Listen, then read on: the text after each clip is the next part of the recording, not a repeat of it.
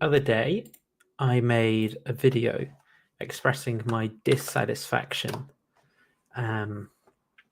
with Doug and the way that he has conducted himself for a long time. And also my reflections and belief change around him and his project and what he's been doing. So I expressed a few things in that video.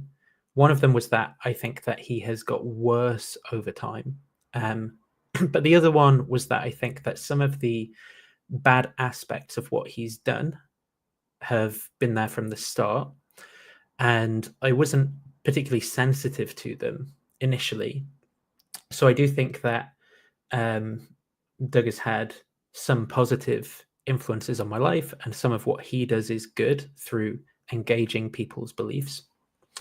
But I also think that there are the bad things that have been present the entire time, such as not going into conversations in good faith, being willing to change his own mind, seeing stuff more as a game, being manipulative with people, things like that, and also not really caring about understanding things in complex details have been there the entire time as well, right? And I think that what we see now is just a really extreme version of that.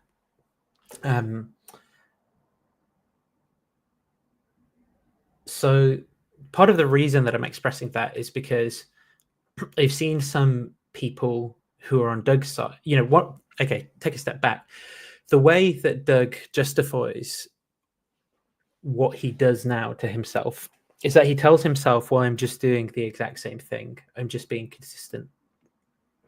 And he sees then atheists as being inconsistent, where they praise him for doing the religious thing and then they criticize him when he's not.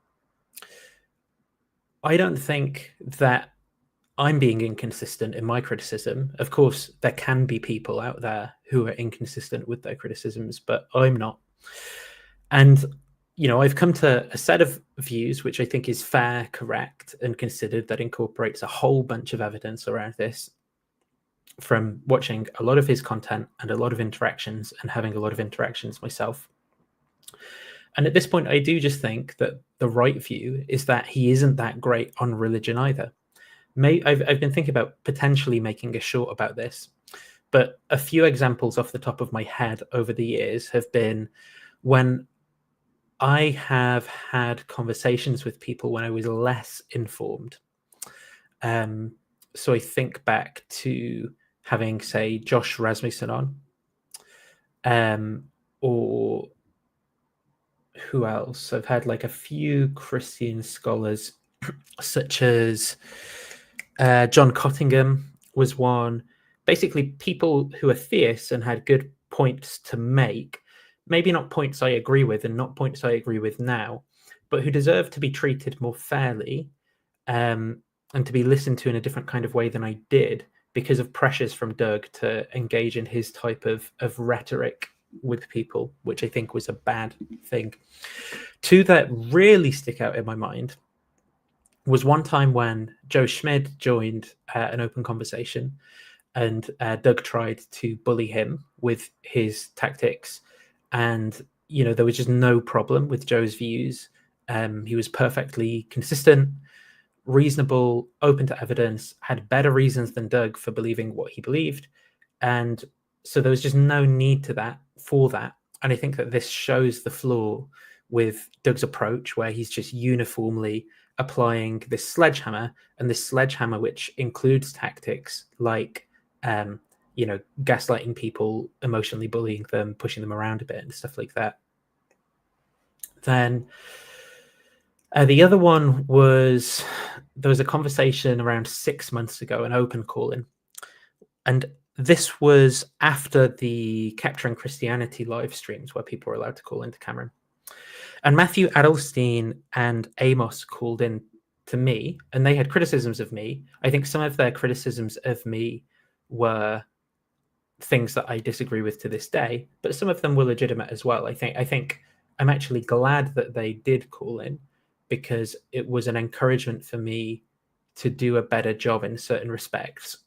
which is something I've tried to do with the time that I've got to dedicate to these topics. So, a movement towards doing more of the bad apologetics type stuff, trying to focus on some more specific arguments and things, and also reading papers, going to conferences and engagements, and writing stuff on Substack that's about specific clear topics too.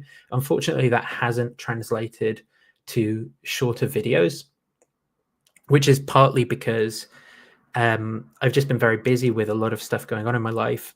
I haven't been able to get a good routine together and haven't got a good process in place for a workflow. But it's definitely something I want to be moving towards at some point in this year when I figure out how to get my schedule together properly and make this kind of like a part of my weekly routine and workflow with other things that I'm doing. And so anyway, the point is that I think that was a good thing, even though there are aspects of what they said that I disagreed with. However, Doug, joined in that conversation too. And he was basically very aggressive and overly confident.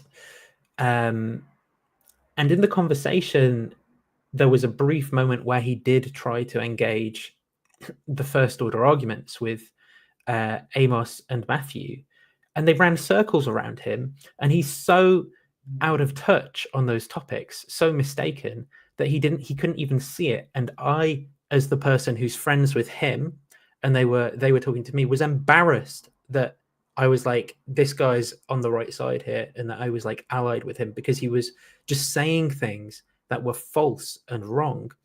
And this is why I don't like the arrogance, right? Because he doesn't have the right sort of humility in check to correct himself when he's wrong. And he has all these coping strategies for when that does happen, such as dismissing nuance, being proud that he's never read a book. Well, I'm just a farm boy. You can't expect me to be right. And these ways of creating double standards, so it doesn't matter when he's wrong and there's no update for him to do on his beliefs. But because other people aren't inconsistent assholes, right, they're going to hold themselves to higher standards for truth, and they're going to try to believe better things. I even know, saying this, that Doug's watching this and he's just thinking, ha, I got him. There's some emotional valence in his voice right now. He's talking about me again.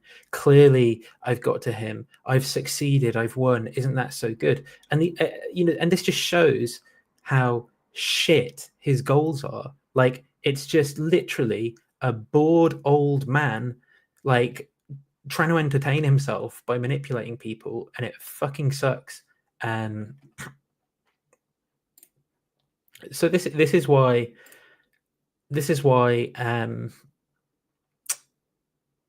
I'm kind of frustrated with Doug. And then to address something else that I've seen people in Doug's show say, or even on my comments say, why are you not engaging with him? Why not just talk to him? Well, first off, about 10 minutes ago, he was commenting in my Discord channel, and I've put the join link to this in there. He can join anytime. And secondly, I've talked to him almost every day, Saturday, Sunday, Monday. He never once raised with me my criticisms, though he did make a short video himself where he deflects from the accusations, doesn't engage with any of the criticisms, and basically just infers that anyone who criticizes him has to say is an inconsistent kind of, well, we like it when you do it in this case, but not in this other case, right?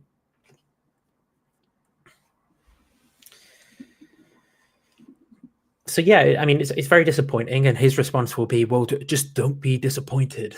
No, I will feel the feelings that I have. I'll have the standards I have. I won't lower them because you tell me to. I'm fine with having human emotions, and that's okay. I will also, at some point, let this go. And at some point, I'm going to decide, Doug's too far gone and he's too much of a shitty friend.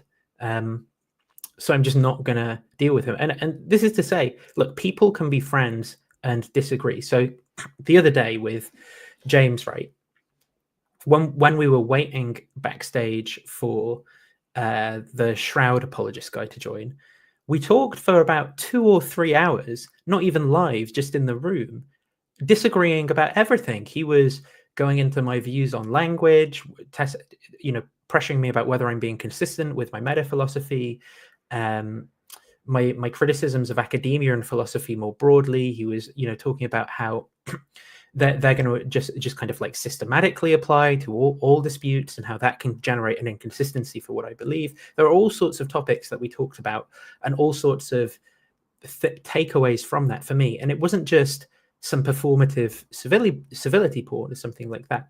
So the point is, when I'm saying I'm pissed off at Doug, it's not I'm pissed off because he disagrees, because he thinks Trump's policies work or anything like that. It's because of the moral error in what he's doing, right? It's because he doesn't care about truth anymore. He only wants to troll. He only wants to own the libs, and he only wants to meme. And that just means that he doesn't bother engaging with any of these topics. Now, for the problem is that whenever I'm trying to communicate with the few people in his audience who still remain at this point, is that they often remain as a result of having comprehension issues. So I kind of have to be really cautious that I can communicate to them at their level. And one of the ways that I would point this out is that he's often, for example, getting frustrated with more nuanced ways of understanding things. And then what he does is he kind of creates an unequal playing field, where whenever anyone disagrees with him, he'll say, "Oh, I'm just a farm boy from Manitoba. Explain it to me like I'm 5." And what he's doing there is, first, he's kind of making it so if a person responds to him with any kind of complexity, he can kind of say, "Look, I've won. You're wrong." And then the other thing is that because they're then reducing the complexity that they're allowed to have to communicate those ideas, they're going to leave things out. It's going to be a lower resolution map of what they're trying to describe. So then, because they've provided a lower resolution map, he'll go, so here's this problem with what you've just said. I win. And it's because people play his stupid fucking game that they fall into that problem in the first place. So then they need to go, "Oh, no, it's more complicated than that. I was just simplifying because I'm a nice person. I was trying to get along with you and give you what you demanded," right? But then by the time they're saying that, they've just agreed previously that it's the right thing to do to talk about things at a lower resolution. So now they're contradicting themselves. And now, it's all about caveats and ifs and buts, because Doug, the brave culture warrior, has shown a problem for their view. And look at all the nuance they're now trying to inject because he showed this problem. No, it wasn't a problem in the first place. It's that you stipulated that they had to provide their theory in a way where it contained errors, and then that they're not allowed to respond to those errors because that's additional complexity they're not allowed to have, right? So this is just dishonest tactics, bad faith bullshit. I don't like it. The other thing that I wanted to say on this is, I've been reflecting about his engagements with theists more broadly on this, and I don't think it's a good thing overall. The kind of tools that he uses, there are a few particular cases where they are a good thing, and that's where you can make a greater good argument, right? Where someone has beliefs that are so harmful to themselves or society that Doug intervening in his unethical way is overall more ethical, because his use of emotional manipulation, gaslighting, shame, and these tools will get someone to question themselves and be confused and change their beliefs. In those cases, we're on board. And so that's why he's often fishing for people who have these rubbish beliefs, right? I mean, even here, what we should keep in mind is how he content farmed the clearly mentally unwell Canadian Catholic. As an adult in his 50s, there was an 18-year-old calling in who was clearly mentally unwell, who he was willing to farm for content for months, right? just because it's entertaining.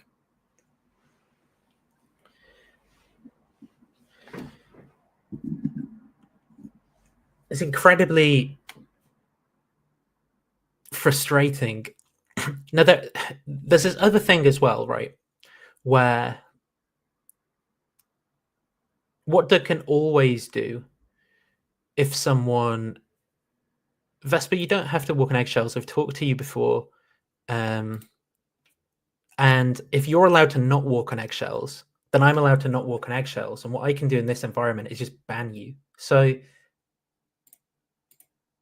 what is it? Are we allowed to be assholes to each other and not collaborate? In which case, I will ban you because I don't like what you're doing. You will comment things I dislike because you don't like what I'm doing, and I will ban you because I can and I don't like what you're doing. Or do we collaborate and I permit you to exist in the chat and maybe talk to you again at some point in future? So don't come in with these sorts of accusations.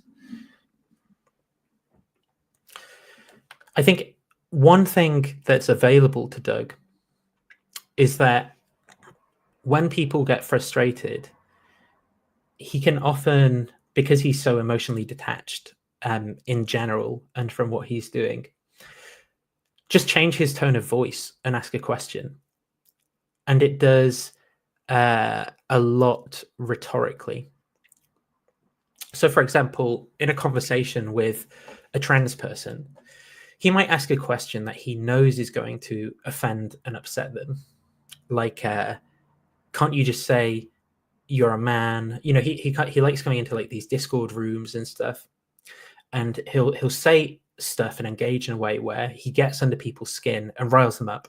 Then when they're riled up, what he does is he goes into his calm voice. No.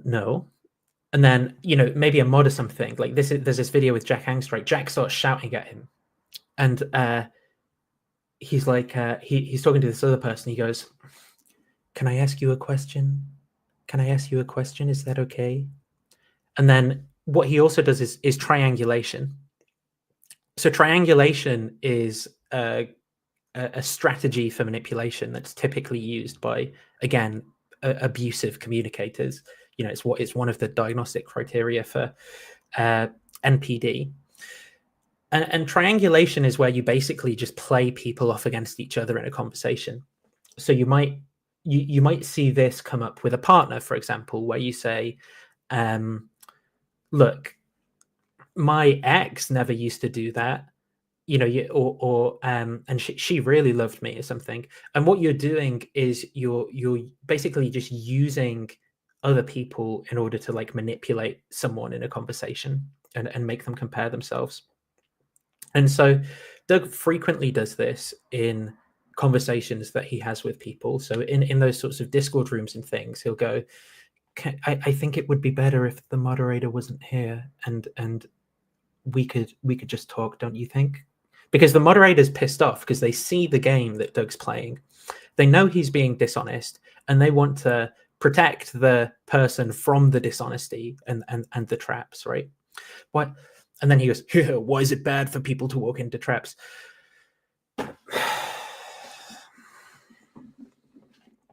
Depends on the context. Depends entirely on the context. Of course, people can. No one is talking about making it. Oh, look, here you go with your nuance. Why isn't there just one simple answer? You've already lost by trying to answer the question that I asked. Okay, so what is it? Just by engaging with you in any sense whatsoever, you lose. Because if that's how it is, I'll just do what I can to remove your channel and your content from my mind and life forever, because it's just not fucking worth it if that's the game you're playing. The problem is that I'm still holding on to the hope that there is any good in this person, that they care about truth to any degree to want to discuss these things. So the point is he'll do this in even text channels as well. So, you know, there's a very long thread in the Street Epistemology text channel, very long thread in my text channel in my Discord. And he does this thing where, for example, one person, like maybe two people are talking to him. One will be deliberately asking him a question, and he will deliberately ignore one of those people and engage with the other person, but refer in his sentences to the person he's ignoring in third person. Again, doing the triangulation thing to try and manipulate the other person. He's trying to make the other person appear crazy, and he'll refer to them and say things about them and their views that will obviously wind them up and make them engage in a way where they want a response. But then when they do that, when they engage in a normal way where they're requesting a response, he'll be like, why would this person just leave us to have our rational conversation? Trying to make it's just all of these stupid dialectical games.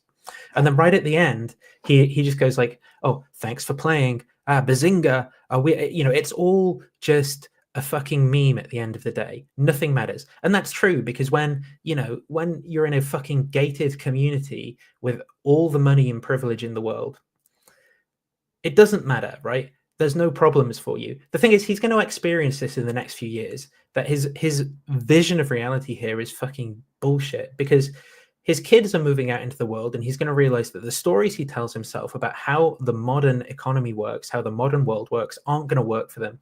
It's not going to work for them with their educations, with their careers, with their attempts to be financially stable, with their attempts to have relationships. His story is outdated and does not work in the modern world. It's overly simplified and wrong.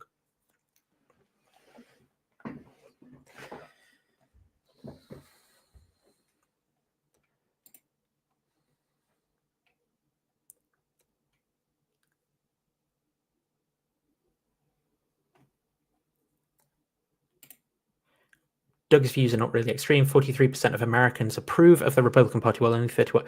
So, firstly, you can't read a straightforward approval rating of a party is different from endorsement of any particular claim, right? Secondly, I think the Republican Party in the US is extreme. They are an extremist political party who are threatening the invasion of other democratic countries, who are threatening trade wars and tariffs with other countries, who are bullying other countries, who are trying to dismantle the Constitution, so who are committing crimes in so many different ways. I mean, there's crimes that people have forgot about in terms of the handling of the budget. There's crimes in terms of President Elon Musk going into federal buildings when he hasn't been appointed to a position in any branch by the relevant authorities. And him appointing people from private companies he owns, these 20-year-old twinks, to go in there and steal the data. And who knows what it's going to be used for, whether it'll be used for political persecution, whether it'll be used to release the data of political dissidents and people who disagree, their financial information, their social security numbers, whether it'll be used to sell the data for corporate and private profit. All of the conspiracy theories that the extreme far right have had over the past few years, all of the conspiracy theories about rich people pulling the strings and not caring about democracy and this kind of unfettered power, it was all just a projective fantasy, because it's exactly what they're doing now. Removing the budget for the US foreign aid program, a program that since the early 2000s has saved over 21 million lives, a program which costs the US virtually nothing and saves millions of lives around the world. Like, that's one of the most disgusting things, the use of poor people around the world with HIV and AIDS in developing countries as a political football to use for this Christian nationalist agenda. That's a disgusting move.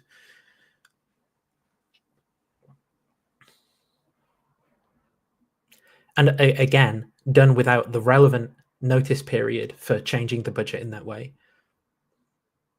And all of this in an attempt to follow Project 2025, Curtis Yarvin's the Butterfly Project, which oh, but Trump denies Project 2025, even though he's friends with all the people in the Heritage Foundation and regularly talks to them about their political views, and they're all the people who are in the Heritage Foundation are a part of his government. And then JD Vance, who reads Curtis Yarvin's Substack and talks about it on Joe Rogan's podcast, so they obviously are aware of these ideas, and it's much more likely that Trump's just lying about the fact that he isn't aware of Project 2025 because he knows that it would play well, but now he's doing exactly what it says. Right? And the next move is to cause all of this bullshit, flooding the zone, testing the boundaries, and wait for a response from legislative authorities and powers. So when the response comes, it can be shown that the law doesn't apply to these people and that they're unaccountable anymore. That's the next play. This is completely unprecedented in American history, but well, in American history, unless maybe you include like the Civil War or something, right? In recent American history, absolutely. So, approval of the Republican Party is an extreme view, and our information landscape has become so distorted because of certain technologies that have been produced and proliferated, and the way that that's shaped our society when combined with corporate interests. Those corporate interests being the collection and gathering of personal data and getting people addicted to being permanently online through the use of psychological mechanisms in order to basically sell them ads all the time, right?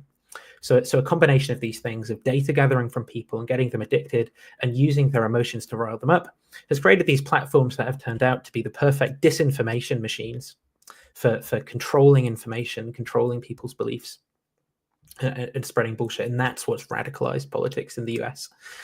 And as I said, every single thing that's been an accusation from the Republican Party, lawfare. And now Trump is using the DOJ to go after anyone who dissents. Anyone who dissents. Anyone who says, here are these guys who are stealing your data that aren't a part of the official government. Oh, that's a crime now. The DOJ is coming after you. So that's an extreme view. And this is what Doug is basically just an apologist for now. So if I go on his channel,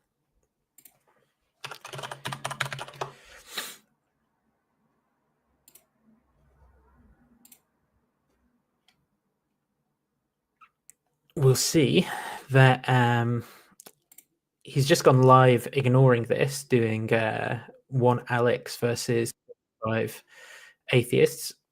And we'll see his bullshit apology, right?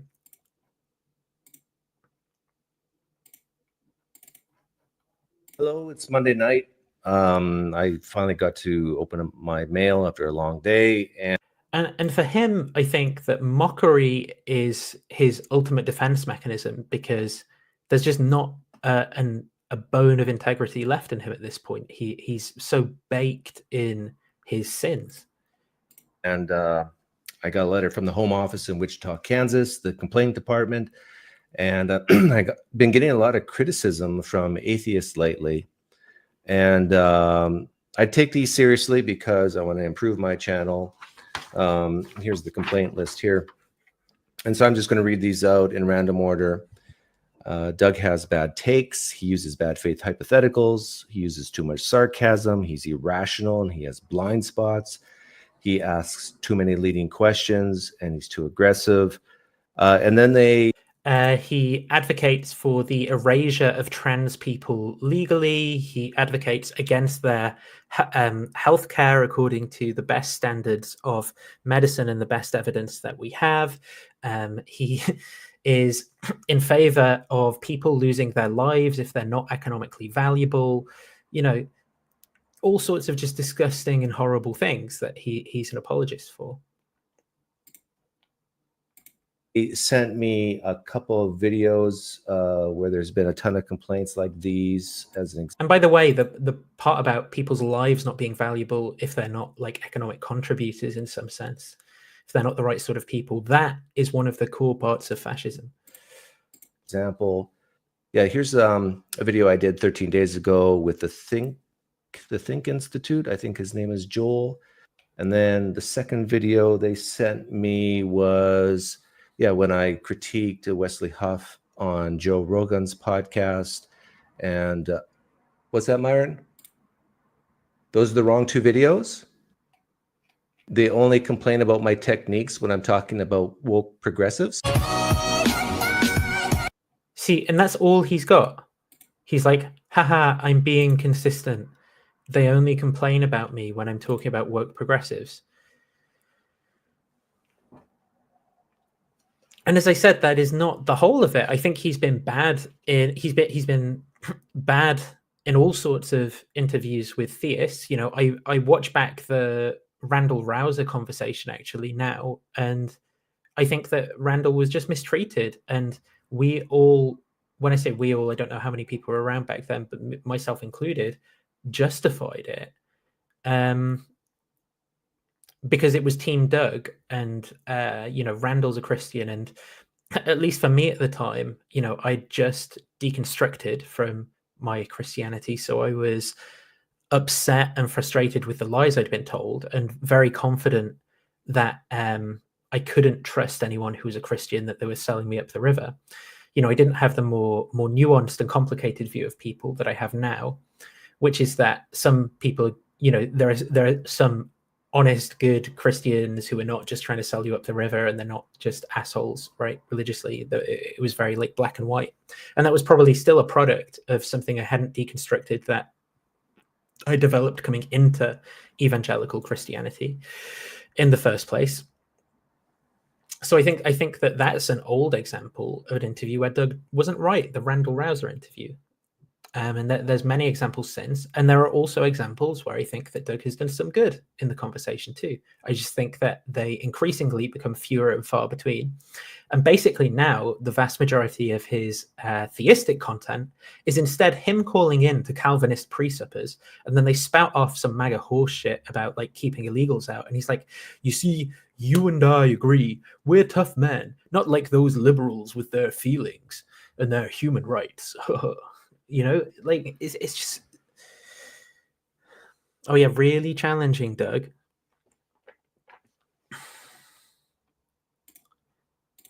And so yeah, the criticism can be consistent. My criticism is consistent. I'm sure there are some people who are inconsistent about it, but there's plenty of inconsistent people. And if someone's inconsistent, you can talk about that and see where they go with that. Well, progressives? So this is just pathetic cope. Same as all this stuff. I predicted this quite closely. What would old Doug say? Focus on the hits, ignore the misses. What things do you get wrong? Own them, be an adult. But then there's all this stuff. Should I do his old trick? Making the theists look like they got some bad arguments. You're going to see 52 watching Doug, 52 watching you. How many watching me? 108. 108 watching me. Welcome. If you're new here, let's see his face. He's going to read it in a second. Disliked Shapiro since the whole Candace debacle. Yeah, I don't know too much about that and behind the scenes. All I know is Candace Owens is very good looking. Yeah, I find her very attractive, which is good. Nathan is coping and seething right now. Yeah, for those of you who don't know, Urshman is talking about a guy named Nathan who. See, you got to remember something here. Everything's going wrong for them. When I say them, I mean people on the left. Oh yeah, let's not engage.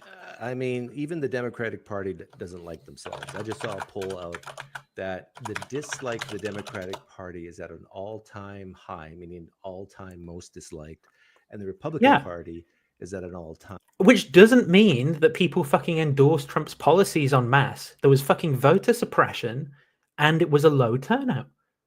50%. I think Republicans are at 48% likability, and something like that. And Democrats are down to 31%. So you got to remember something. They're hurting. They're sad. Everything that they want is not happening. And they're angry because Trump is doing all these things. And the Republican Party is doing all these things. And not only that, Trump and the Republican Party they're influencing other countries to do things that they don't want. So it's very understandable that a lot of people on the left are sad and a little bit angry. I'll expand it so people can see the comments, by the way. Oh, Digital Gnosis is here. Doug is pathetic. He won't talk. You want something from me? Yeah. You want something from me? Oh, you got to ask nicely. You got to suck up to me, brother. Otherwise, I mean, view me as Trump. I'm speaking just to Digital Gnosis here. And for those of you who have Why would no I suck idea up? what's going I have on, double I the views right now. apologize. This is just a in-house petty dispute. So, but you might enjoy it. But this guy named Digital Gnosis, he's called me so many bad names. Now, I'm a tough guy. I got a thick skin.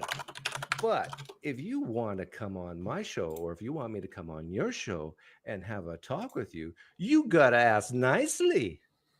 You got to suck up a little bit. You got to bow down.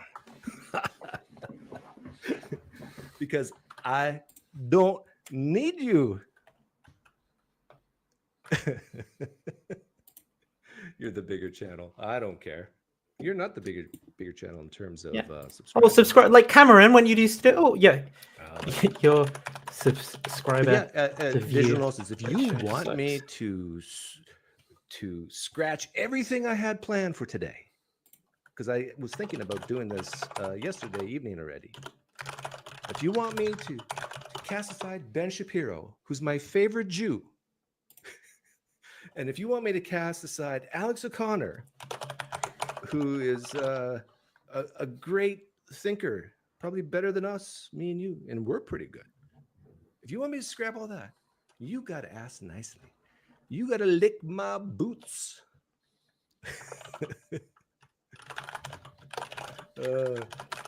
See, the thing is, my advice if you're a conservative, if you lean to the right, this is all a coping strategy. My advice to handle people like Nathan and other people who are hurting and sad, some of them are mentally ill, of course, is you could ignore them, but if you do engage with them, agree with them as much as possible. What's it? 110 views to. I wouldn't even try to change your mind on a Doug might get up there. We might compare, but I'm doing better. The people on the right are in power, and this is exactly what Doug used to do. This is exactly what Doug used to do with Cameron. Sir, because technically we could just ignore them, and that could change in 2 years, right? 4 years, it can change. You really don't have to do much with them. You can just smile and say, sorry you're feeling bad. Hey, Franklin, good to see you here. Pinecreek identifies as having more views. Yeah. Yeah. Nathan, you say you have more views or more views per subscriber ratio, but I identify. Shall I fake it and give him what he wants? I identify as being so much bigger than you.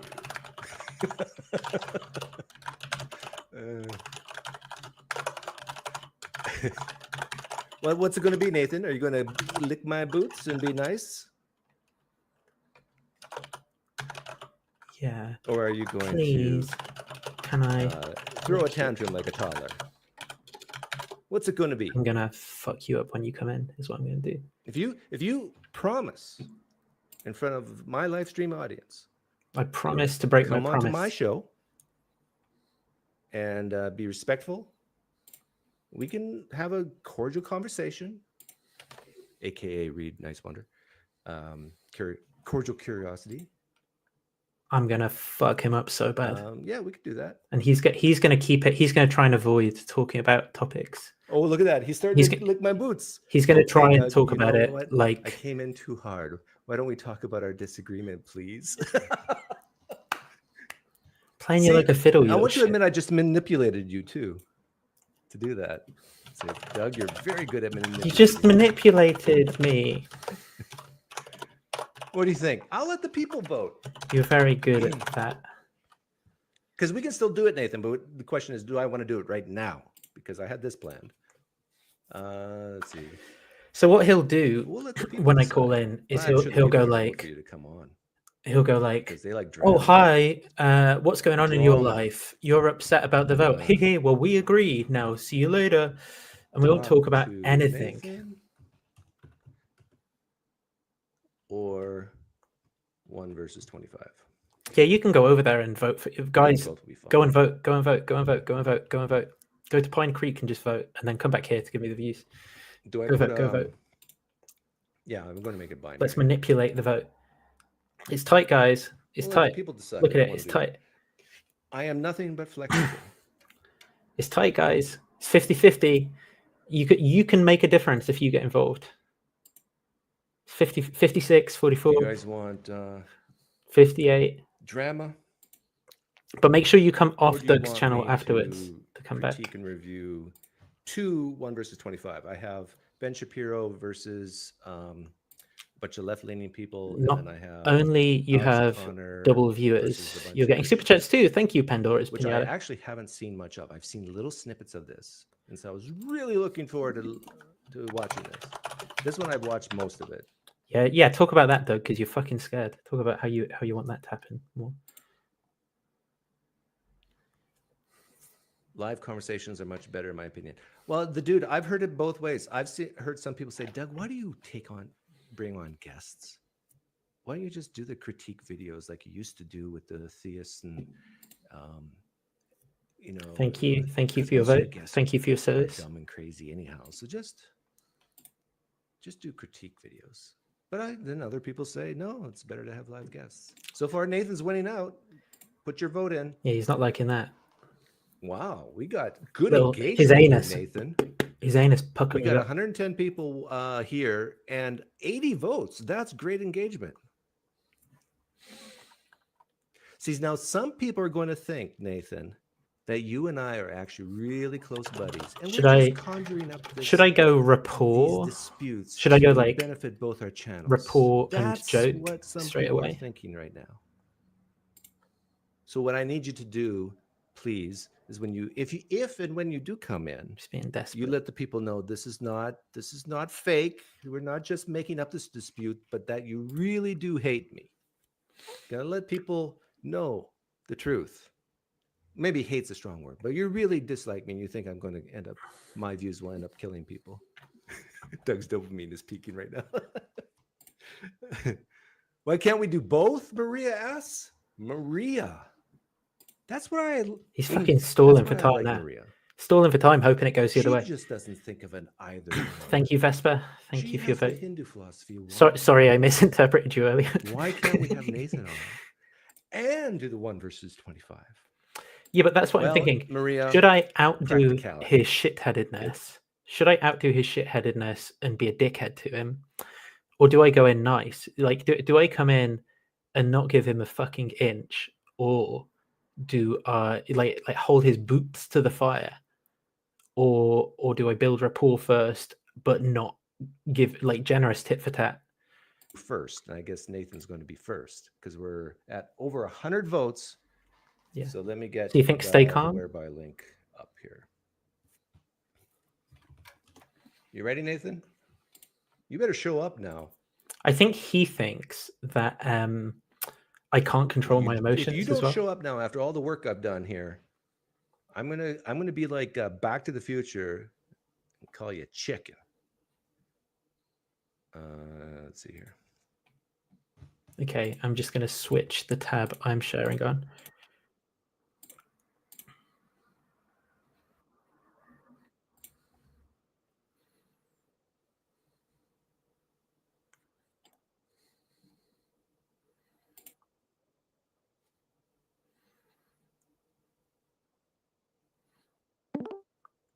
Hang on.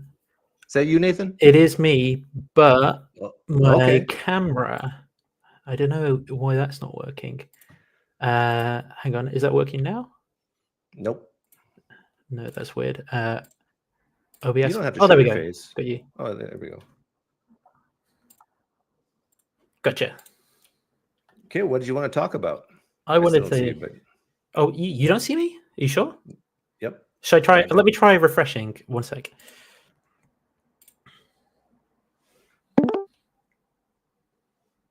Now you see me? Yeah, you got Yes, me. now I see you. Great. Okay, so you're gonna be nice. Of course, I'm going to be nice. You're gonna lick my boots. I've already licked your boots, and they tasted delicious.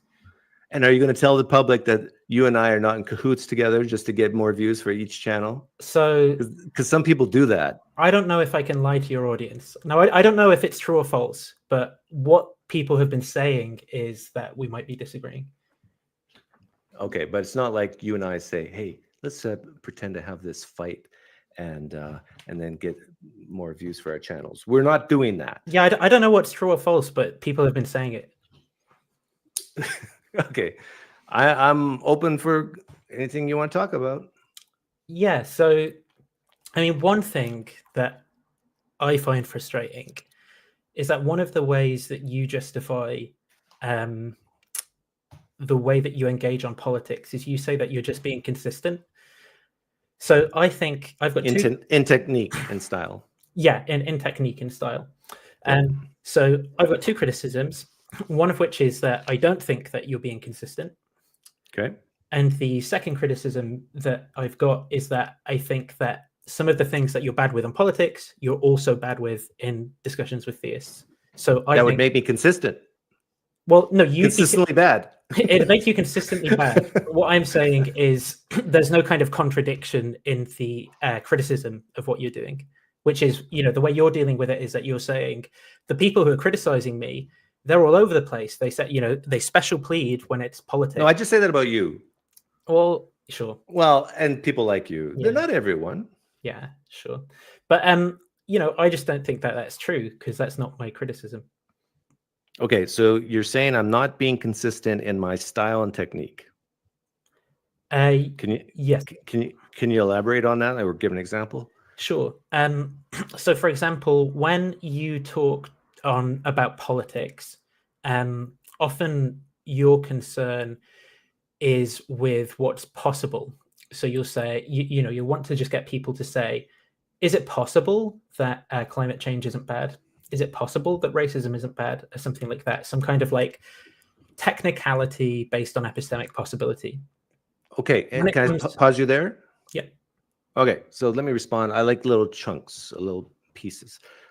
This is one of the big differences between you and me, by the way. I like short chunks. You like long paragraphs. Well, this is one of my criticisms too, actually. Yeah, exactly. And I think it's difference in personality types, which is fine. But I think it leads to a difference in content, partly because what you do there is you control the way that the argument and the content goes. So you keep it at a resolution that's acceptable to you so you can manipulate it. But then what you don't do is engage with the argument in its full strength. Okay, that's another critique. But I want to focus on the consistency part and just wipe these off one by one. Sure. Have you ever heard me say your things? Brain tied behind your back to start off? Oh yeah, I always have my brain tied half my brain tied behind my back to make it fair. Good. You said that with when it comes to politics, I'll ask questions like, "Is it possible? Is it possible?"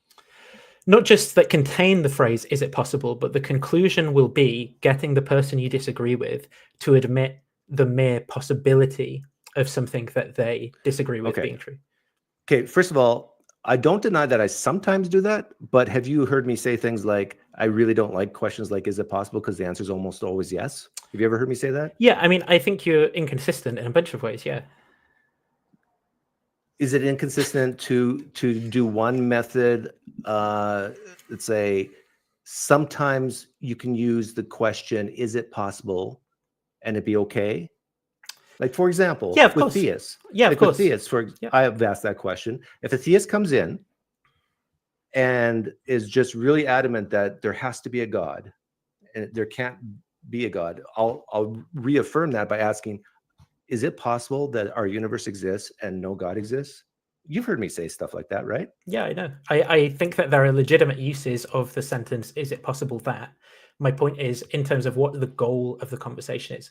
So in the political case, The goal. Hang on. The goal. Yeah.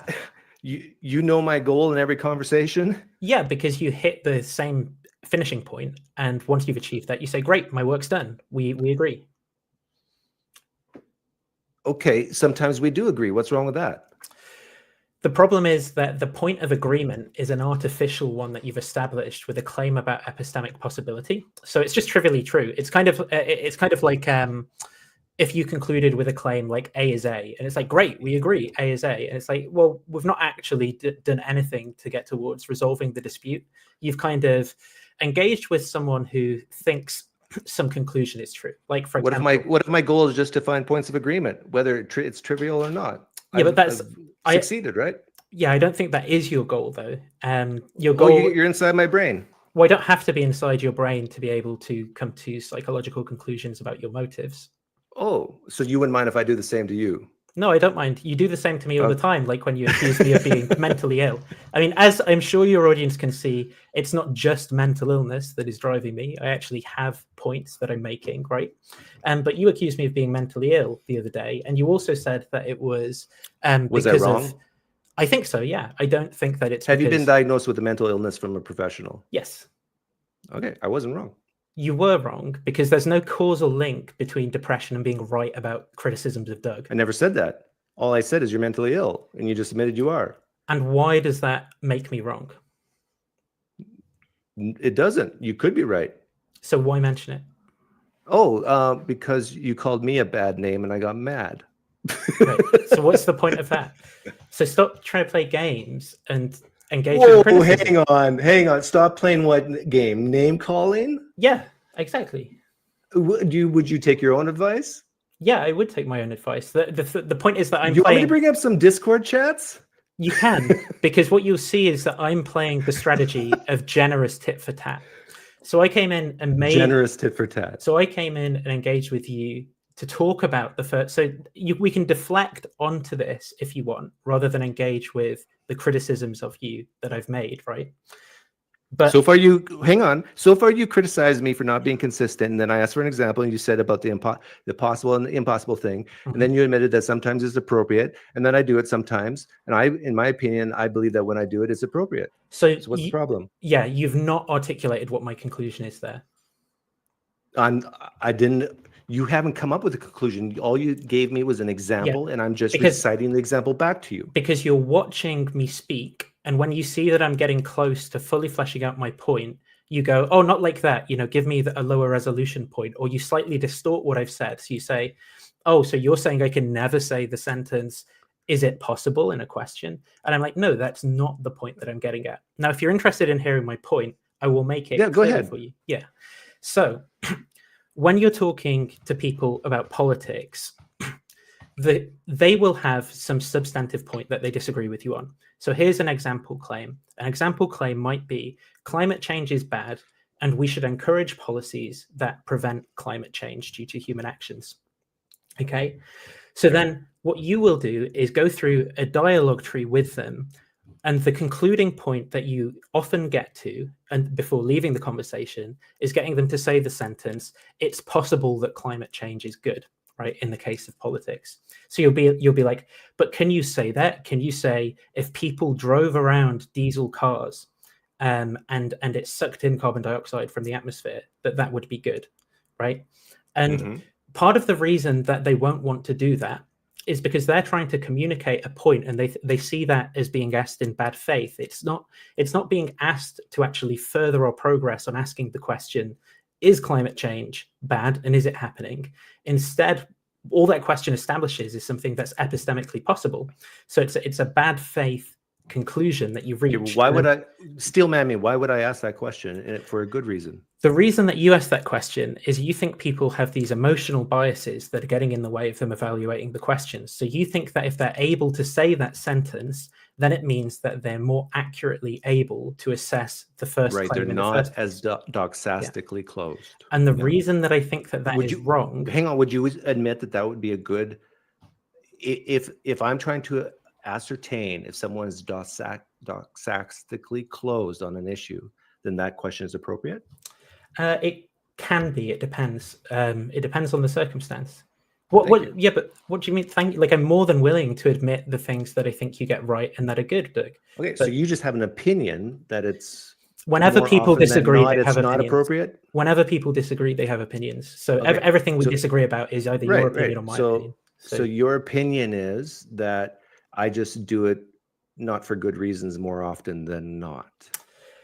So basically what I think that happens is once the person said that, you take it as a victory. You leave the conversation, and then you will represent the conversation to your audience saying, see how I got this person to deal with their feel sorry forism, and we all know I'm right anyway, right? But what you never... What are you talking about?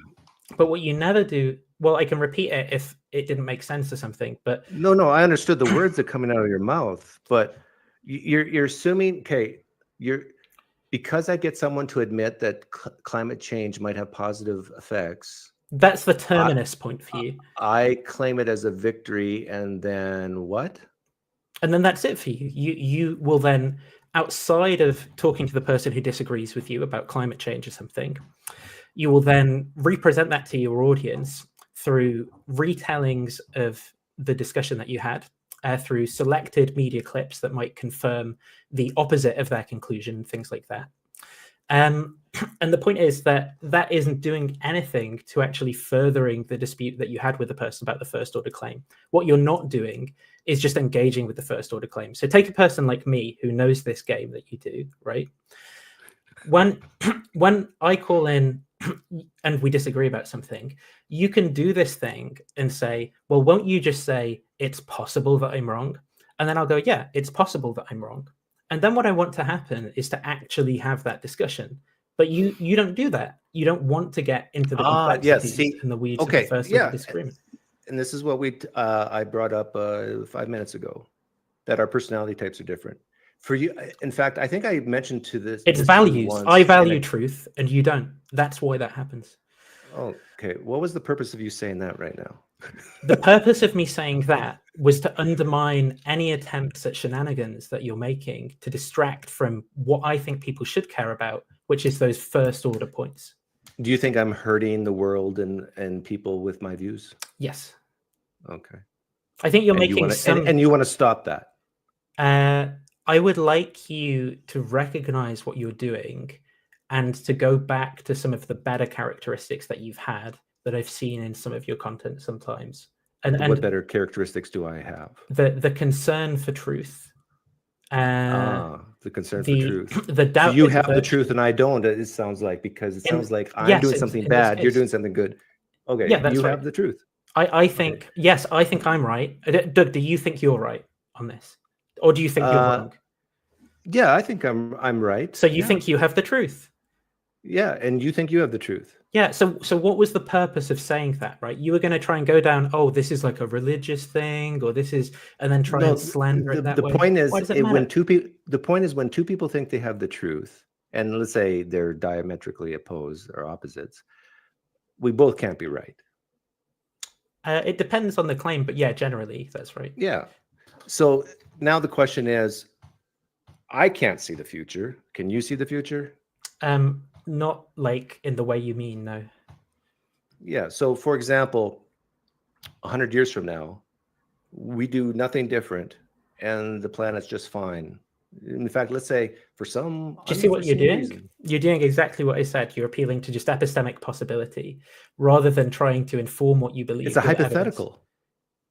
I said, imagine this happens. No, yeah, we agree. That's what I'm saying. See, you're acting like a theist who finds it a little tough to engage in hypotheticals. And I don't know, you're acting like a Westboro Baptist who thinks they've got the truth, and anyone who goes off script is evil for doing so. Okay. Do you think this conversation is a productive one? No, but I think it's because you would have a really hard time sort of admitting any wrong in front of your audience. Like I think there's a part of you that is a little bit embarrassed now. Well, so far you're reaching for these. So far, you've brought up. I've only written down like 1.5 points you've made, Write faster. on your critique. Work hard. Huh? Write faster. Take some personal responsibility. Well, you're kind of bloviating a little bit. Okay. And you even got to the point where when I questioned you on the critique, you said, well, yeah, sometimes this is good. You just disagree in your opinion that in that time. See, there you go again. That is not so. What you've just reduced our disagreement down to is you've got your views and I've got mine, right? Yeah. That is the same for every that's just trivially true. Why is that relevant? Right. I'm saying what you're telling me right now is trivial. No, because that's not what I'm communicating to you. I've not come in here and gone, Doug, I've got this new piece of information. I think we might disagree. And then you're like, okay. I'm not sure if we disagree, Nathan. I think we agree. And then I go, no, we do. You want me to be more, what would be okay, you said you wanted me to be more like I was in the past. If you went back to having doubt as a virtue, doubt your biases about Trump, doubt your biases about his policies, doubt your biases about these transgender topics. What makes you think I don't? The fact that I never see you engage with the evidence, and the evidence generally Never. Okay. That was hyperbolic, so you can have your win. Okay, let's remove the hyperbole. So you frequently, most often, don't engage with the evidence, right? And what you do is you will find the slightest thing that might seem to agree with your views, and you'll take it out of context, you'll misrepresent it, you won't put it in the context of broader literature, you won't compare. Isn't that what theists say when they read the Bible? See, you're just looking for these system one biases. Very good. See, you're thinking. It doesn't matter. Right, just because theists use that argument in the context of biblical hermeneutics doesn't mean that people can't take statistics out of context and present them in a dishonest way. You know what more than anyone. You know what make this conversation go better, I think? Let's take, like you mentioned, climate change. If you weren't performing for your audience, that's what would make it go better. If the little bit of I care about the truth inside you got through and you went, do you know what? He's actually got a point. That's what would make it go better. Okay. You're saying we should do this offline? Possibly, yeah. Okay, but every time we're offline together, you end up just diatribing and name calling. And you know why that is, Doug? It's because you don't deny it, do you? I don't deny it, and that's not an admission of anything. Actually, by you being here in front of an audience, you're on your best behavior. Because you asked me to. I know, but do you notice that about yourself? That you're behaving way differently to me than when you do when you're not online? And do you notice that you're behaving way differently than you do when you're not online?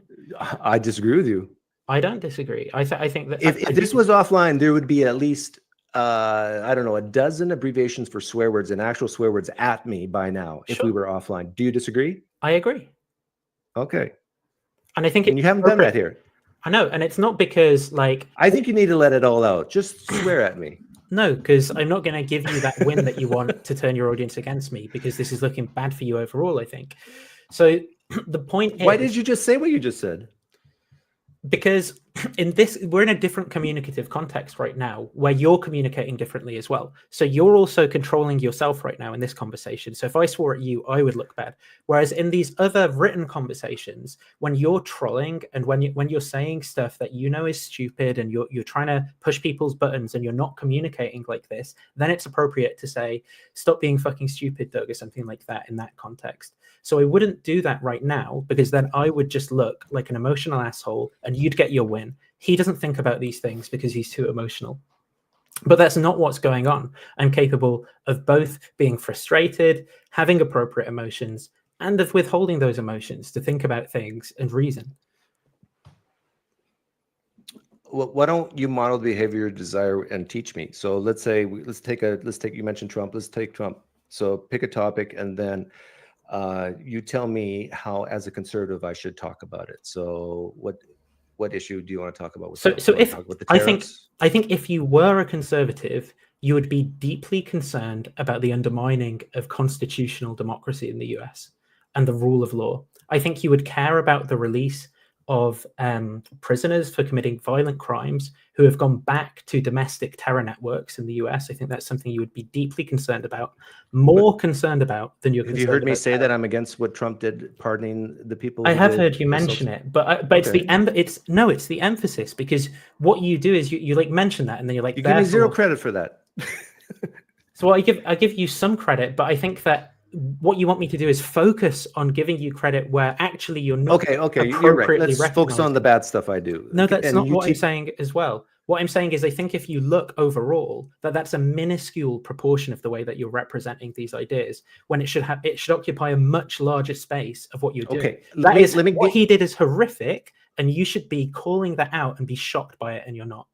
Okay, let me give you my position on, let's say you mentioned Trump and democracy, right? Constitutional democracy, yes. Yeah, constitutional democracy.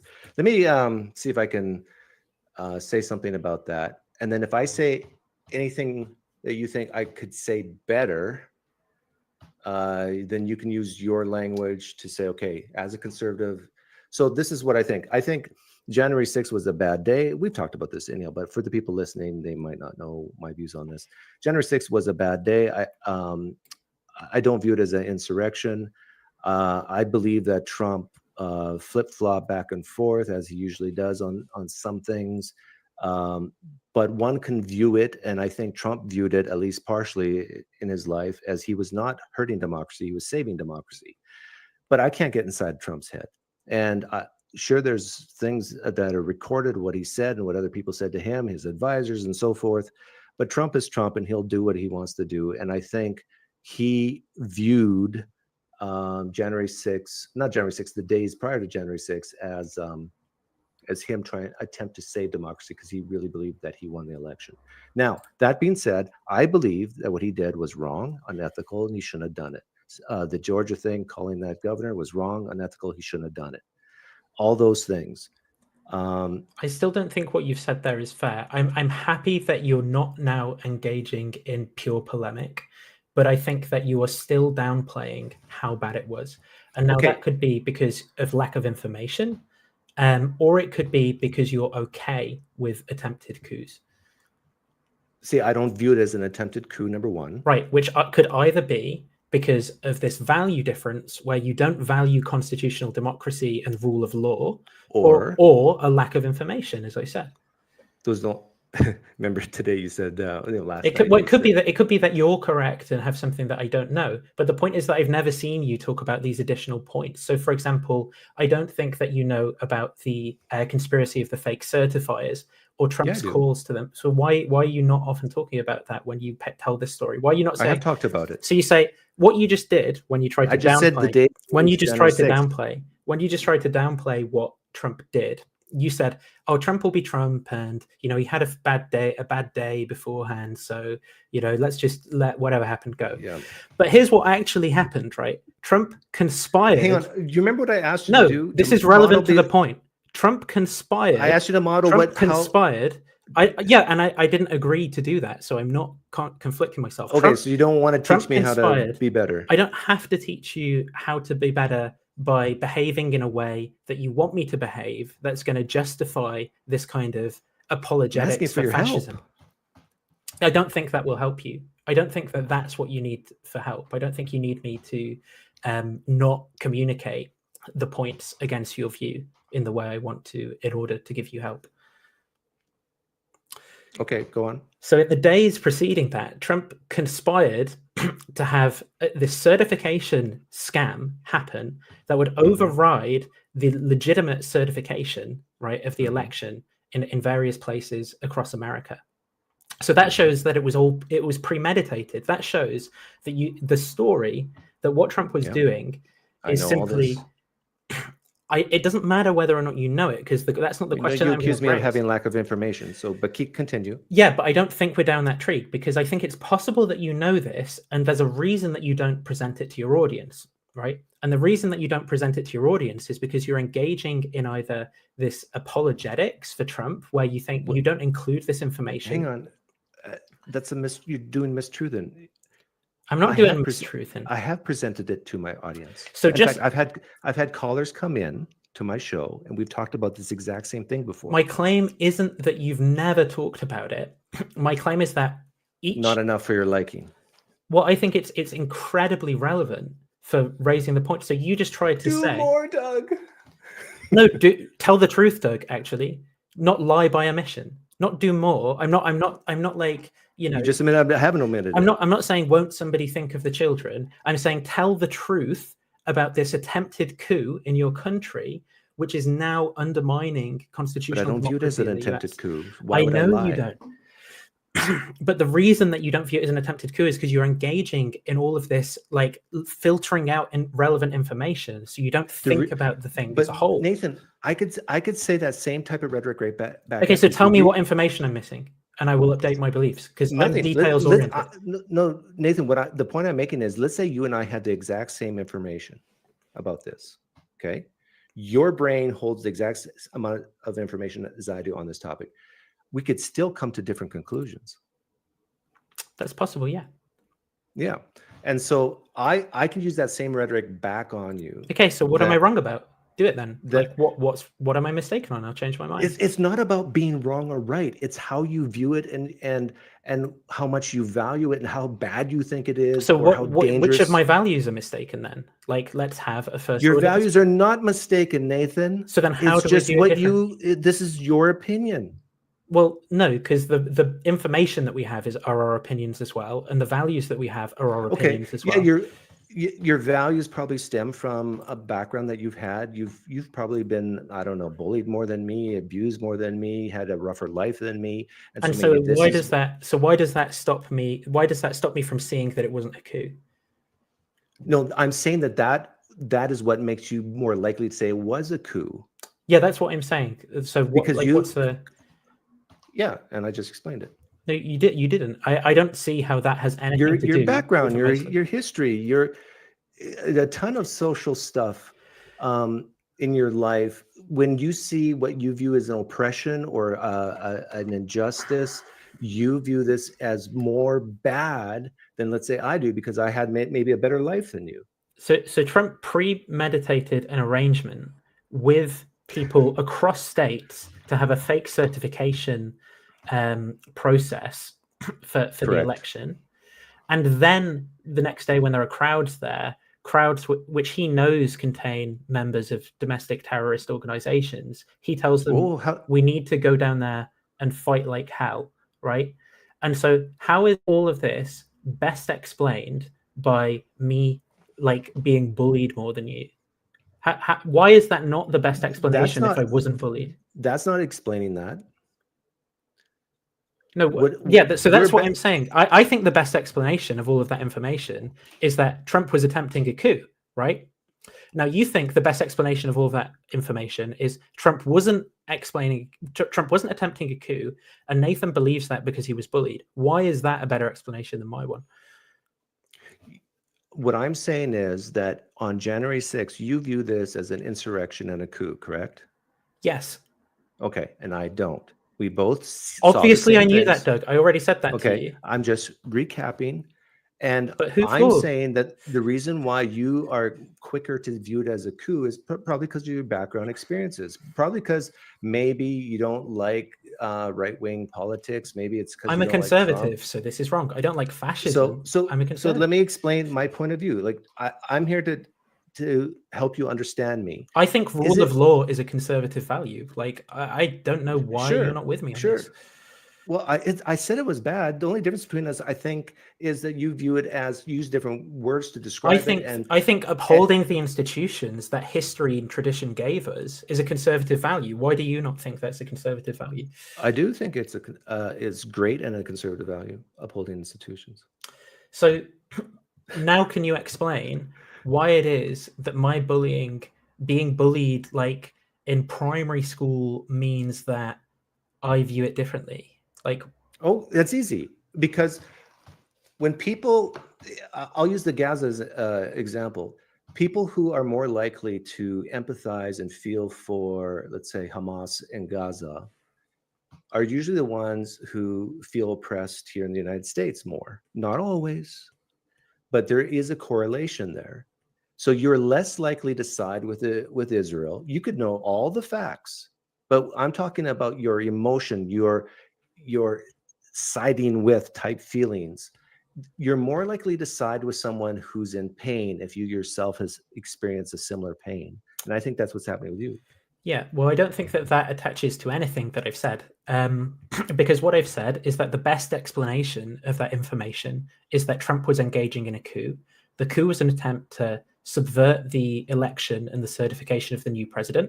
I think that's bad. You agree with me because we both believe in upholding constitutional democracy and the traditions and institutions that are inherited. And so the question is, why do you not think that that's the best explanation? And you haven't told me how this aspect of my perception makes it a worse explanation. But you just don't. No, I listened to what you said, and it has nothing to do with my evaluation of that. Because here's an additional piece of information. A rival hypothesis has to explain why it is that Trump premeditated fake certifiers if he didn't plan on having a crowd go in and stop the election process the next day. I think that the complexity you have to introduce into your explanation to explain that makes it a much worse explanation than what I'm proposing. That has nothing to do with me being bullied. Okay. Do you know how many people were there that day, roughly? I think it was 100,000. Yeah, I don't know the exact numbers. I couldn't. See, questions like this, these are factual type questions, not opinion. How many people were there? Okay. I think it was over 100,000. If memory serves, it's 120, but let's say it's just a big number. How many people actually did violence and went into the Capitol? I'm not sure exactly, but I can bring up the database very quickly. It's between 2,000 and 3,000. Let me bring up. I think. Oh, I did actually. I put it in the SE server the other day.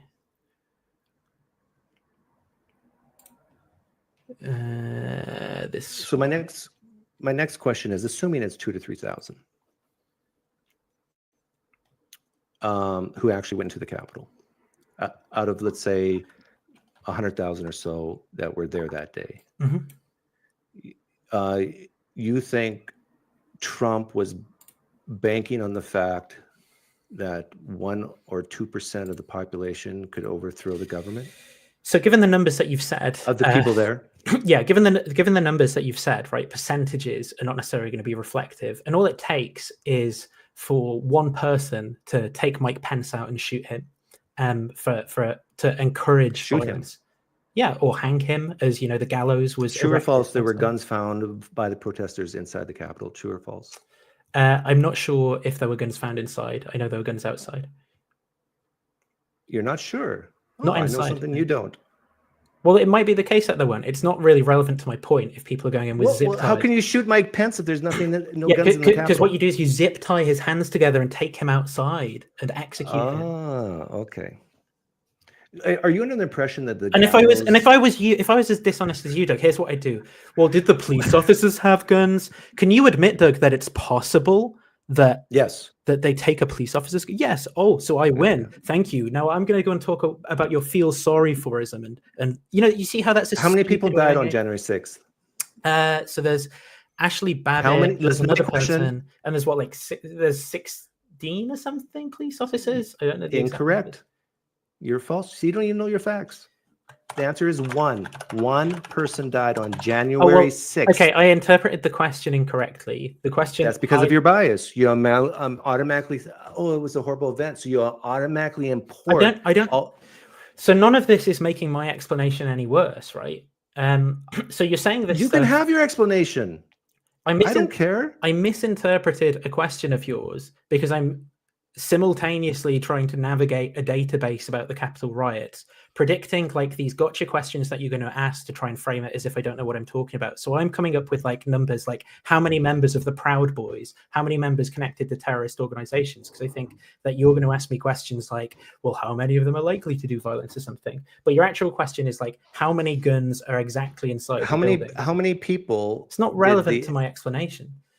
Well, your explanation is it's a coup. It was a purposeful trying to overthrow the government on January 6th. Yes, that's what you're saying. Yeah. Okay. How many people did they find that had they found papers with plans of we're going to do this. Right. So I can't share my tab here. I don't think. From my understanding, it was maybe 4 or 5. Is that what you? No, I think it's in. I wish they'd sort this site out. So. What is that? It's a graph network. Is that a representation of what's going on in your brain right now? No, it's a graph network of the insurrectionists. So, for example, by the way, the people can't see it. So I can see it, but they can't. So, example, what? This is kind of messed up. I agree that this site is messed up and they need to sort it out. So, for example, FBI records indicate this. So it's a graph database, and you can click on the nodes to represent each person who was involved. So we have here Jessica Mary Watkins. Watkins went to DC for the riots as a member of the Oath Keepers, a large but loosely organized collection of militia who believe that the federal government has been co-opted by a shadowy Nathan, conspiracy I'm not disagreeing that is trying to strip American citizens of their rights.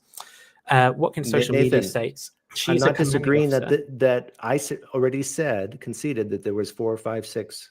No, the question was it's not 4, 5, 6, Doug. This is more like 50, right? Like 50. Well, I don't know that that's the exact number. That's why I said I should probably count it beforehand. But it's like graphically, you can see that it's not. Here's 4, 5, 6, where my mouse is right now. Right? Okay. So let me get this straight. There was 50 roughly people. I mean, maybe it's like 30. But the point is, it's not 4, 5, 6 as you're trying to downplay it. And even if it was 4, 5, 6, that's enough to drag Mike Pence out into a crowd. Like the way that crowd behavior works. What? The way that crowd behavior works. Hang on. I got a question on that. You think 4, 5, 6 people can drag Mike Pence out of the Capitol building and kill him? Yeah, of course they can. You know they have an armory at the Capitol? Well, but this is what I'm saying. If 4, 5, 6 people go in and they go in armed or they go in and do something, but they weren't armed.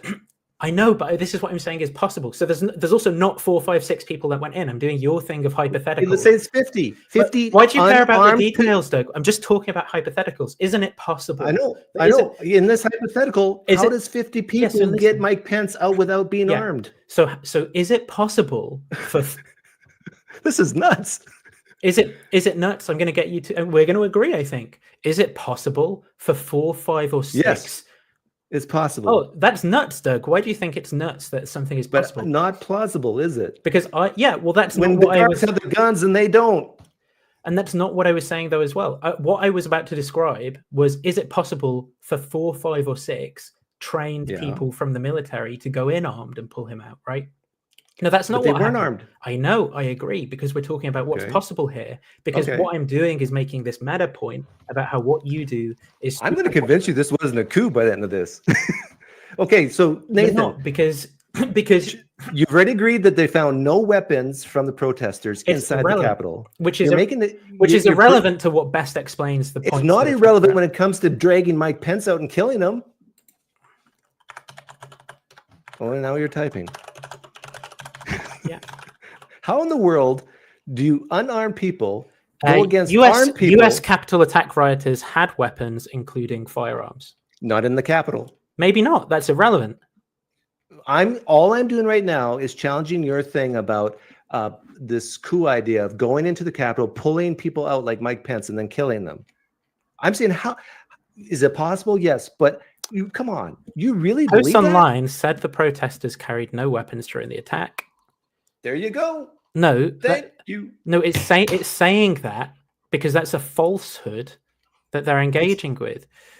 It's a falsehood. True or false? There were guns in the Capitol by the protesters. Unsure. Reading. Don't believe you. Okay, I'm glad you're learning something here today. See, a lot of people like you just said, "Oh yeah, they had guns in the Capitol." Right. There was no guns found in the Capitol. Doug, stop being so emotional. Look, if I'm having fun. Okay, I'll give you everything you want. If it were the case that there were no guns in the Capitol, can you see how that wouldn't even engage with the argument I've given you? You're doing this apologist thing. No, I don't see it because I'm addressing the claim of bringing. I'm addressing the claim that Mike Pence would be dragged out of the Capitol and shot. That's all I'm addressing right now. Well, I'll help you. Well, that is irrelevant. Well, help me understand how that's possible. I'll help you because what we're trying to probable, I should say. Because what we're trying to explain is Trump saying we need to go down there and okay. It's not that I can't keep going on this thread, but I can see what you're doing now. You're looking for approval from your audience. No, I'm going to ask Skylar to tag in because you're failing here. No, I think that this is irrelevant, right? To the point that Trump is now deconstructing constitutional democracy in the US, which again, right now, should be terrifying. Yes, should be terrifying to you. Real conservatives should be concerned about the way he's usurping the Constitution, rule of law, in order to achieve his ends, the way that he's trying to fulfill Project 2025 and Curtis Yarvin's butterfly. Are you talking about the birthright citizenship thing? I mean, that's one of the things, but the other thing is the way that he's not notifying Congress in the proper way about budget changes that he wants to make. The other one, in the proper way, in the legal way. When I say proper, I mean legal, because they care about rule of law. Okay, and you're sure that once all this goes up to the Supreme Court, you'd be right and no, rule in your favor? No, and the reason is because Trump has these people in power who are now scared to come out against him. He actually just fired a judge today who tried to stop some of his illegal budget cuts to the Food and Drug Administration legislation. One of the judges who does that. So, that is setting down. One of the judges that wanted to see him go to jail. No, it wasn't. Okay. So the reason that he's doing that is as a marker of here is what will happen if you disagree with me. And so people are scared. And I understand why they're scared, right? And the reason that they're scared is because he's engaging in this lawfare. He's rigging the courts. And it's not good. It's not good if you care about rule of law. So the point is, that's one of the things he did that's illegal. The other one is instructing Elon Musk, who is not a part of any branch of government, to go and do things. If he were to be a part of a branch of government, then he would go. So that does bother me. I can tell you the Christian nationalist cope if you want to have a stronger argument for this, Doug. So here's what you'll be saying in a few weeks' time. You'll be saying, oh no, the executive branch can do whatever it wants because that's what the founding fathers wanted.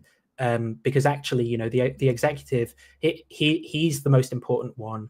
And they're not meant to be totally independent of one another. So he's able to, if he tells Musk what to do, he's got a mandate from the people, so he's allowed to do that, and he doesn't need to go through Congress to make those sorts of changes. But the point is with the Elon Musk thing, that doesn't bother me at all. I know, because you don't care about people being Nazis. Well, I was about to explain why. My daughter is a teaching aide at a school. Now it's a government-run school, so it's county government or whatever. And sometimes they actually call in parents to come in and help, especially when there's a big need. I view what Elon is doing with the federal government the same way. That's the stupidest thing I've ever heard. You have a man on stage doing Nazi salutes, and you say he's helping out. What a stupid thing to say. Hey, Elon's not perfect.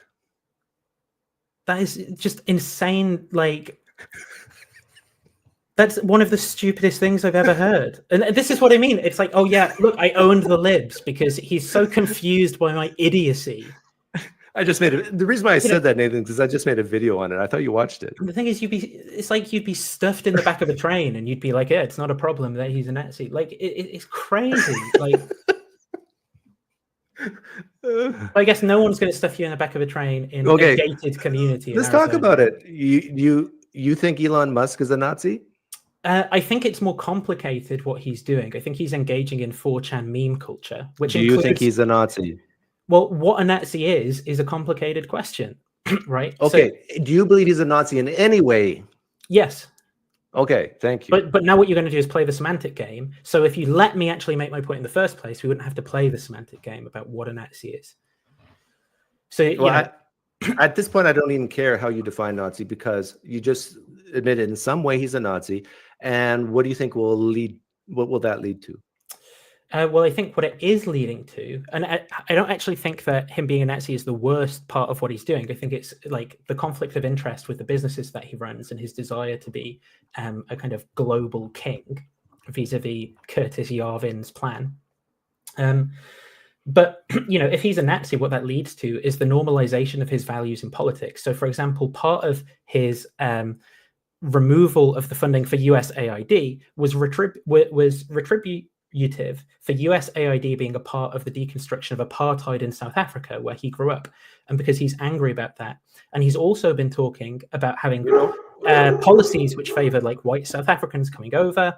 He's been making various. Wait a minute. You just made a pretty damning claim. Yes, you're saying Elon Musk grew up, the main reason that he got rid of USAID is because of the role that it played in deconstructing apartheid in South It's Africa. not because of any type of government waste. That can't be it. It's not because of that, no, because DOGE is the most wasteful, bolt-on, useless about department of government that ever they're- created. It's not that they actually, within the U.S. Aid program, that they had millions of dollars allocated for condoms for Hamas. So that's fucking nonsense. So here's the thing. What? Doug. Is that factually untrue? That is nonsense. There were no condoms for Hamas, Doug. Oh, so that's okay. You know what? You could be right. There's a Palestinian aid program to people who are being ethnically cleansed, right? And then you turn it in your meme culture and your white suburbs I'm actually into for condoms for Hamas.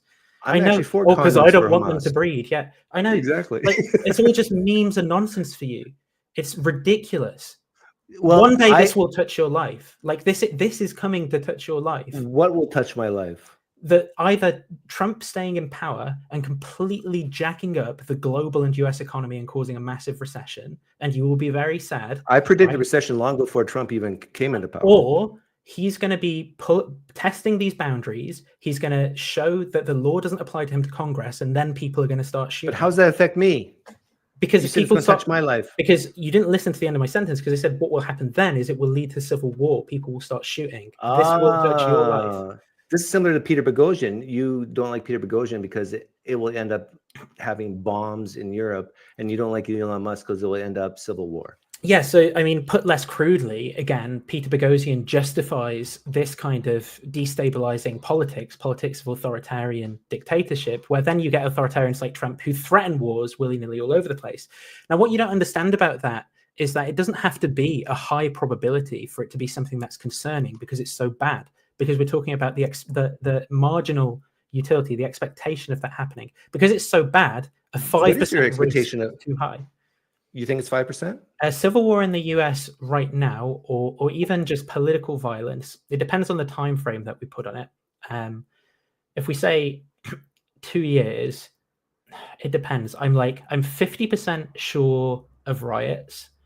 Well, there's always going to be riots. If riots occur, I am 85% sure that Trump will get the military to use violence against the protesters.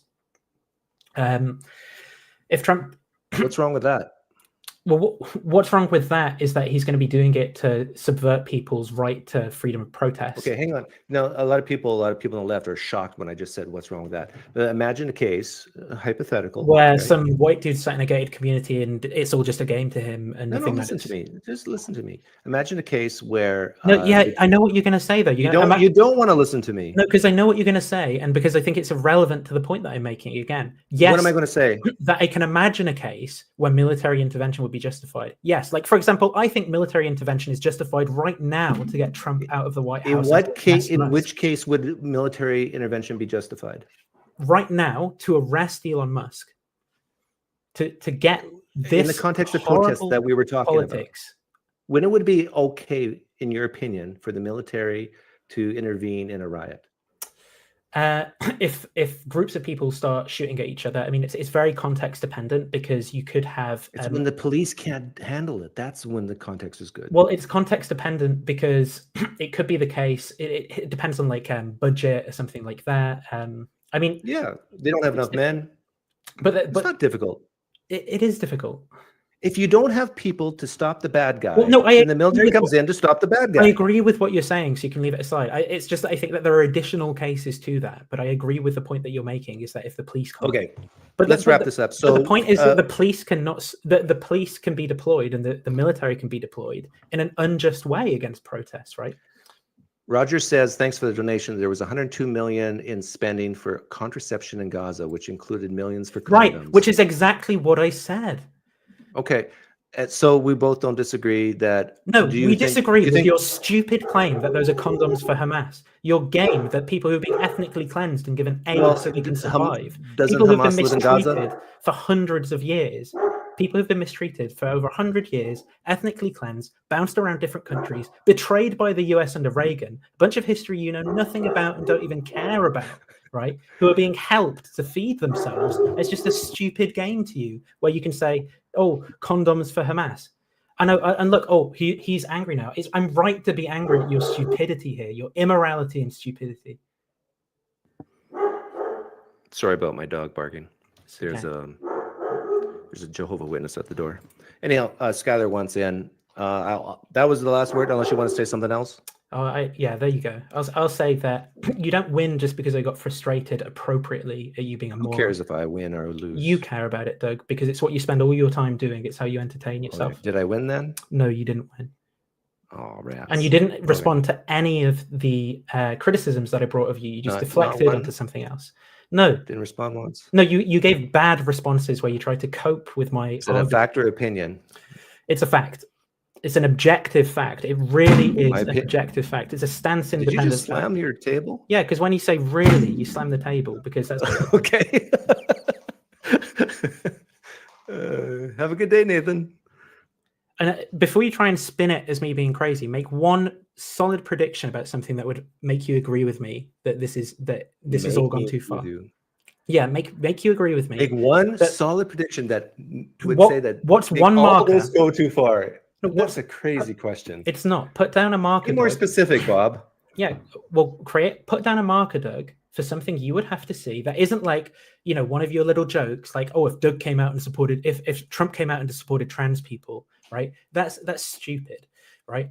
What could you see that you would consider to be an abuse of power by Trump, such that you would think that the Constitution was under threat? An abuse of power. I already answered this question to you, and you didn't like my answer because you gave me a bunch of stupid answers, like, oh, if he supported trans people. Okay. Have a good day, Nathan. You're not doing it, are you? You're just going to kick me.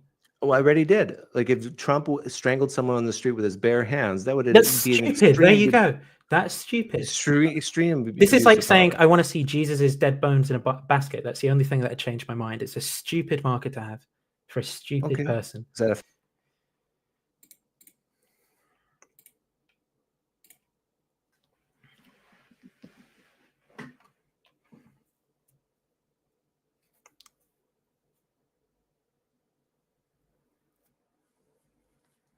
By the way, on the Israel-Palestine thing, that doesn't mean that I'm in favor of Hamas.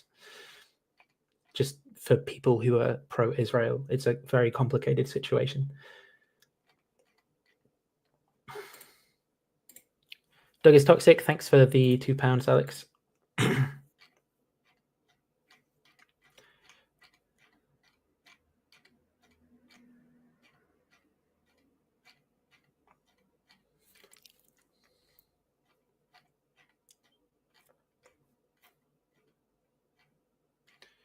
Okay, there's a lot of chit chatter that I'm kind of scrolling back through.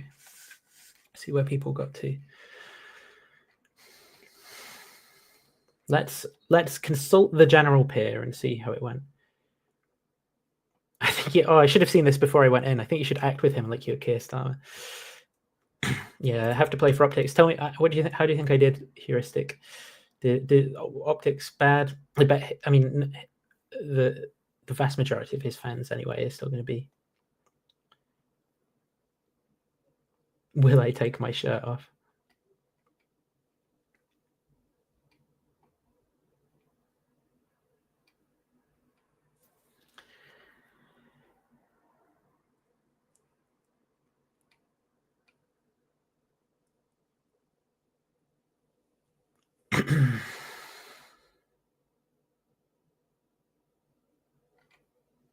See how it's not worthwhile to have a conversation. So if Doug had, here's how that could have gone differently. If anyone's watching this and they're perceiving my emotional frustration with Doug there as me being inappropriate or something like that. If Doug had actually engaged with the bits of information and he said, look, here's something that you're missing. Trump wrote in his diary the day before, I'm a part of this. There's this evidence that Trump was talking to the FBI to try and do an internal corruption sting. And so he coordinated that fake elected thing to try and root out traitors to the US. And this is all documented and you're not aware of it. So there's why now my explanation that there was an attempted coup becomes worse, and I would change my mind on that. But instead, he reaches, and then he reaches for these talking points he's remembered. How many guns made it?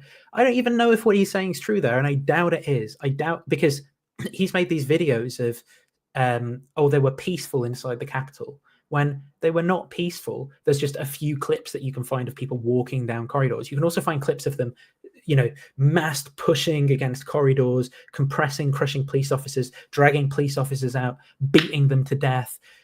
Drag him. The close up of the police officer going, ah, and Ashley Babbitt getting shot through the window as they beat on the door. You can see the Secret Service officers by the door waiting, thinking, shit, am I going to have to kill, what is this? Am I going to have to kill US citizens? I never thought it'd come to, it's fucking insane. And he's just yeah, but there's a clip of some guy walking,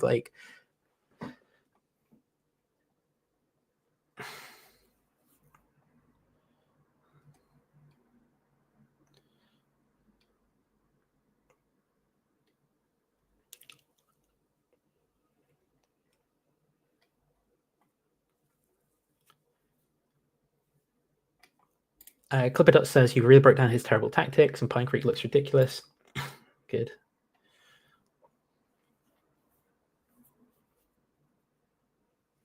We'll end with a benediction, and briefly. Sapir says it's rhetorical undermining while not engaging without regard for addressing the disagreement.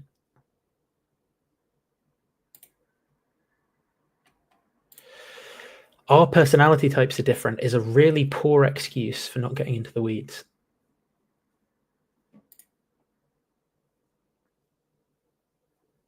It's good that all these people agree with me. If it's a disagreement, sorry, excuse me, but I didn't see this at the time. Excuse me, but I didn't see this at the time. If it's a disagreement over truth, personality differences are irrelevant.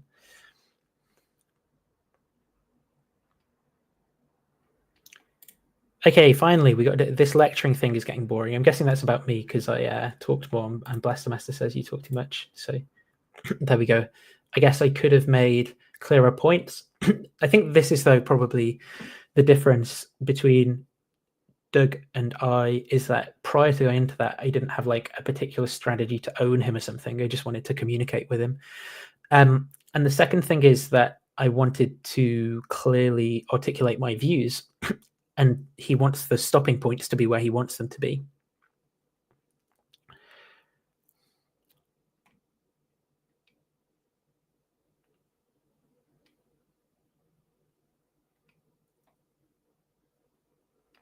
Yeah, over talking when I mentioned that he's embarrassed.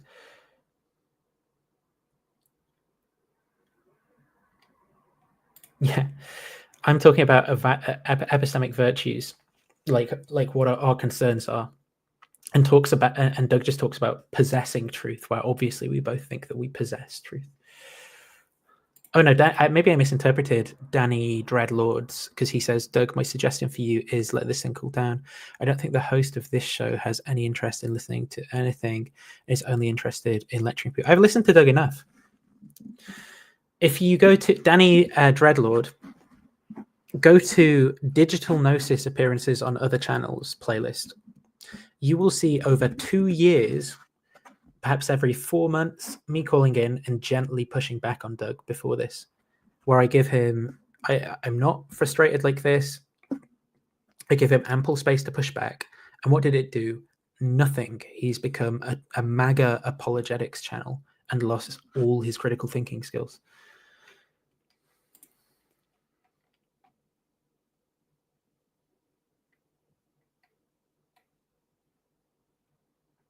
Sammy Damiage says, this is so long overdue.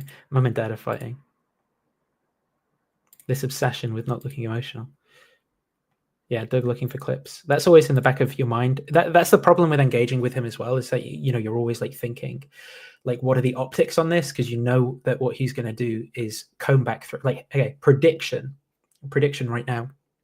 There will be clips of, for example, me saying, I care about truth, and that will be me like that's fucking stupidest thing I've ever heard, and then I'd be like, la la la. Oh, isn't that's fucking great though? That's smart. That you took two things out of context and put them together. Good stuff, bro. That's smart. I bet you feel happy in your 60s. Fuck me.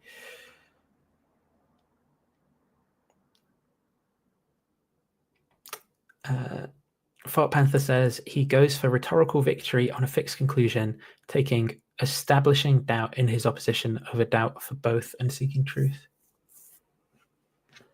It feels bad to say this, but maybe the host needs to go back to see. Look, as I've said, I am transparent about like mental health issues I have. If you can tell me how that has any relationship to the views that I hold and why they're wrong, then I will change my mind because I care about that. So, for example, if you said, you know, just imagine yourself. It's very hard for me to even think what this would be like. Maybe it would be, I don't know, your outlook on why some policy that involved lots of people going outside and being noisy together is a bad policy. I don't actually think this is informed by you being depressed. I'd just be like, yeah, actually, maybe it is because, you know, I imagine myself going outside around a load of noisy people, and it just makes me feel uncomfortable. So I wouldn't want to do that. So you're right. Yeah, actually, why would I generalize that to other people? But what I think you're doing instead is you basically just have a bigotry against mental illness. And so what you're doing is you're looking for a lazy, prejudiced way to dismiss someone because you have this like outdated view that if someone has a mental illness, then they're a worse person, that they don't have a place in society, that they're a bad worker, that they, you know, shouldn't be taken seriously, that they're disabled and disabled people are bad. This is all just prejudiced bigotry nonsense that has nothing to do with whether or not I'm right about these things. And I'm more than happy to accept. This is a case. So I'm often arguing that ad hominem is a good argument. This is a case of the fallacious kind of ad hominem, the ad hominem bingo type of ad hominem, right? And this type of ad hominem is just, well, what you said in that argument disagrees with my conclusion, but have you considered that you stink of shit? Nothing to do with anything. Fart Panther got okay. Is it good? So maybe the optics were bad at this point at 9/11. He's misrepresenting all your points every time. Yeah.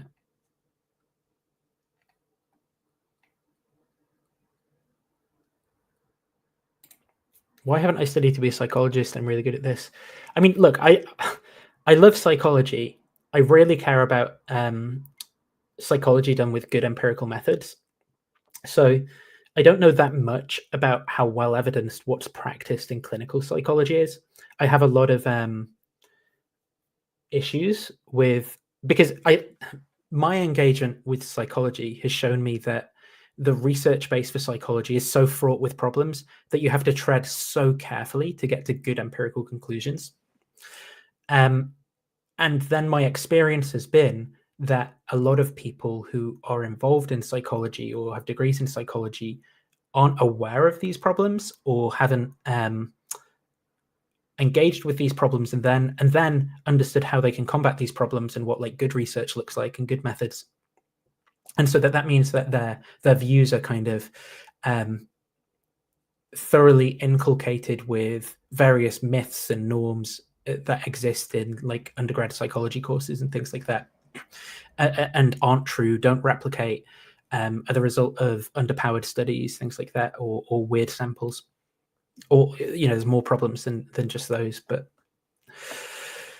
so that's to say, and then even putting all evidence aside in terms of like clinical psychology, so that there's like theoretical psychology, right, or theoretical experimental psychology, and then there's clinical psychology, like practicing and using this in a clinical context. And I think that stuff is more a skill as well.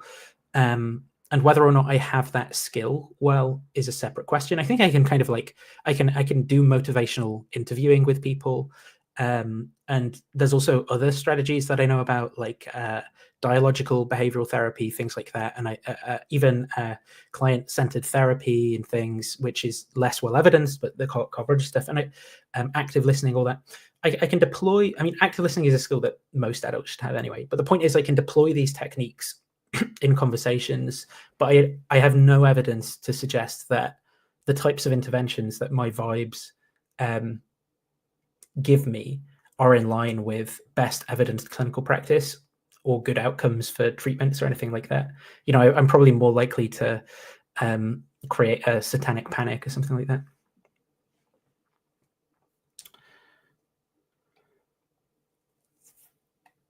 Yeah, Hitler thought. I thought this, Ben, when he said Trump thinks he's doing a good thing. I was like, yeah, it doesn't matter if you think you're doing a good thing. If you have reason to think it's a very bad thing.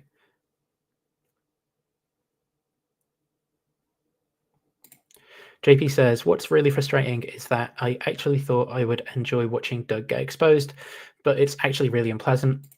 Like that sick feeling you get when you snap against a bully and you see yourself causing the same fear in someone else that you know all too well.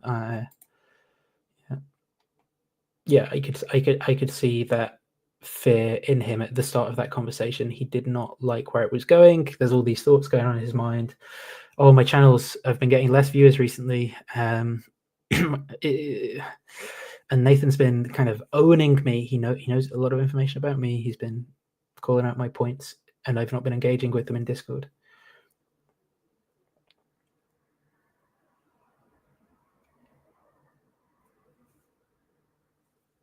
Also, yeah, I don't actually know that this is true. I have no idea. I don't even really know like how much I've been bullied, because I'm slightly spectrumy, so I can also very easily misinterpret and misattribute people's intentions, as potentially proven by my vibes-based analysis of James Fodor's being interviewed by that guy the other day, where I'm very on the fence about my thoughts there.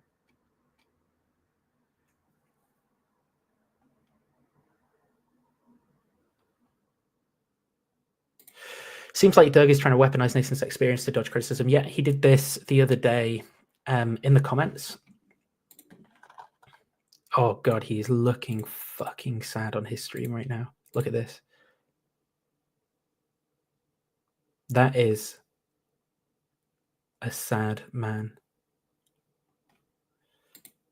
Oh, I feel bad. I feel bad. But gave him plenty of opportunity. So it's like he's gonna cry. Fuck me. I feel awful.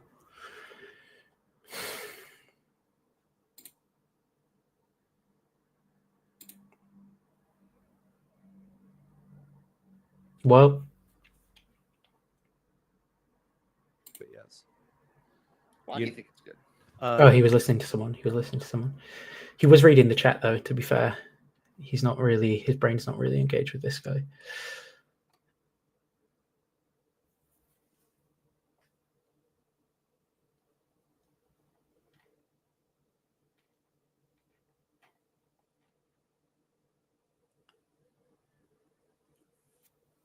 JR, I haven't seen Nathan in months. Yeah, this guy, Brimov. This is gold, though. Keep him talking. Nathan's crazy. Sure, I'm crazy because I think that millions of people being displaced and the few of them who remain being put in prisons and raped is a bad thing. And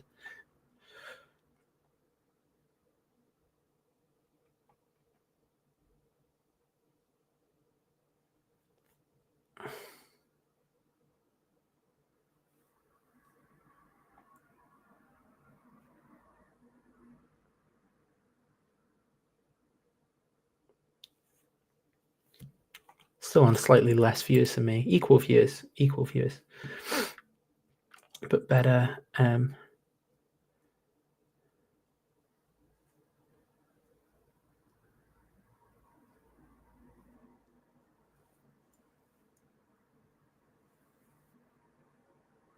Does Nathan count the civil unrest in the 70s and the LA race riots as a civil war? I don't think so, no. I think you'd have to have like sort of states seceding or something like that. And as far as I'm aware, California didn't do that.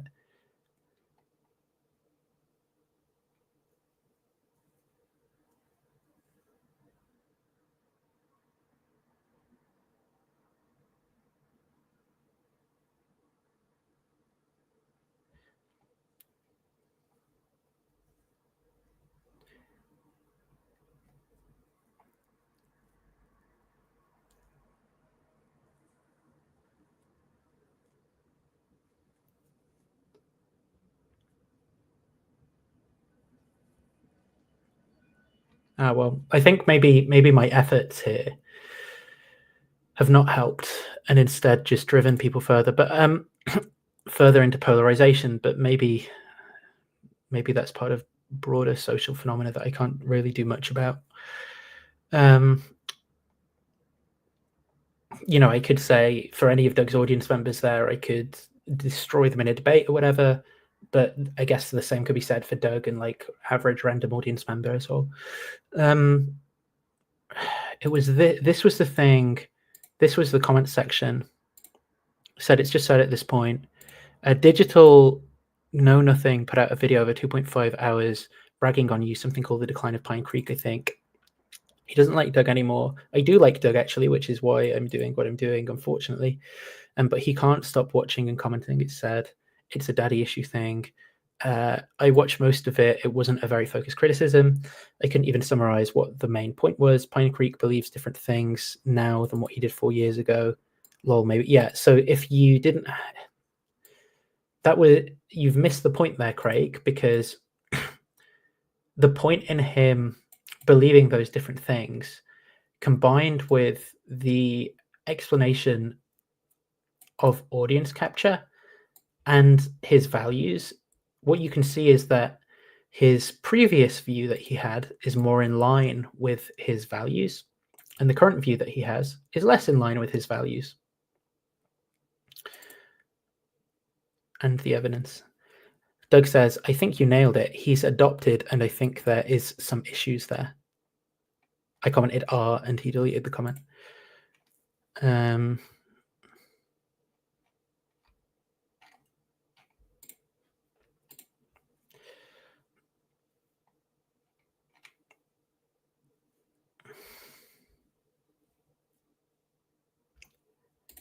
You were more of a loser in high school. Maybe that's at Doug, maybe that's at me. I really know. He wanted them to go protest and search in a way that would interfere with normal proceedings, in particular delay the certificate. Yeah, delaying the certification. But I think what's also happening there, and this is a point that kind of couldn't come across because it was such a bad faith discussion. And as soon as there's any stutter in your voice or anything like that, it's like, see, I got you. And he's going to hone in on that because he's just looking for weakness. Was that basically, that's how these things go down. If you can cause an event where there's all of this craziness happening, you just need one gunshot, in the wrong place at the wrong time. You just need one martyr, one to change the crowd psychology so that everyone's, completely rushing or pulling out weapons and things now. You just need them to succeed and get a hold of people. Police don't know what to do, or police start, one policeman starts shooting, then all the people turn on the police. That's not a situation where it's predictable what's going to happen.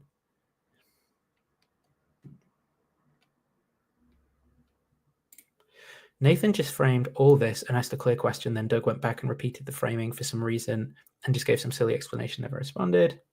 Thank you for agreeing with me. Oh yeah. Go. I should have seen the comments at the time. If it's not about right or wrong, then what's it about?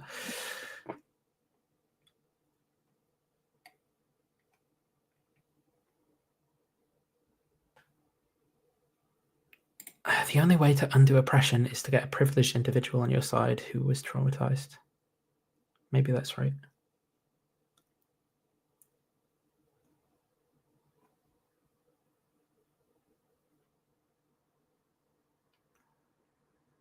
Yeah, I should have come in with the numbers.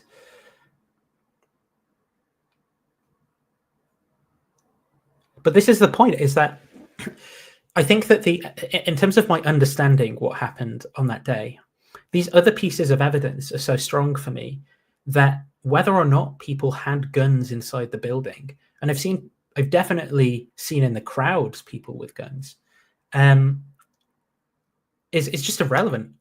It doesn't matter, right?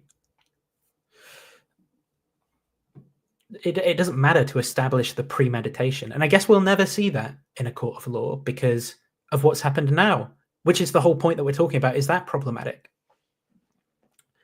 You know, here's what an innocent person does. Maybe not. Maybe an innocent person doesn't go through to trial because they're scared. Difficult to say.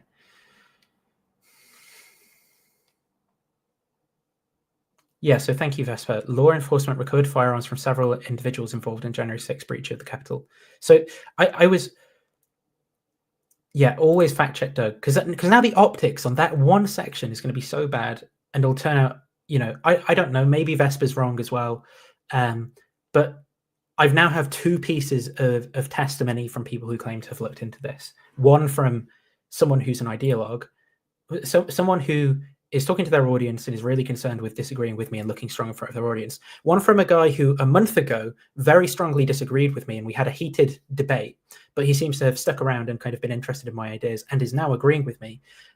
So if anything, his motivations would be to show me up and expose me to Doug. So I'm going to slightly lean in that direction, that this is correct, but I don't know. Yeah, okay, Titan. I saw you today when I was searching, and maybe it's time. Maybe the time has come. I can't see how it would be good faith, but welcome, Titan, and glad to see you. Yeah, I saw this. The Proud Boys just lost the right to have their name to the church that sued them, the right to their name.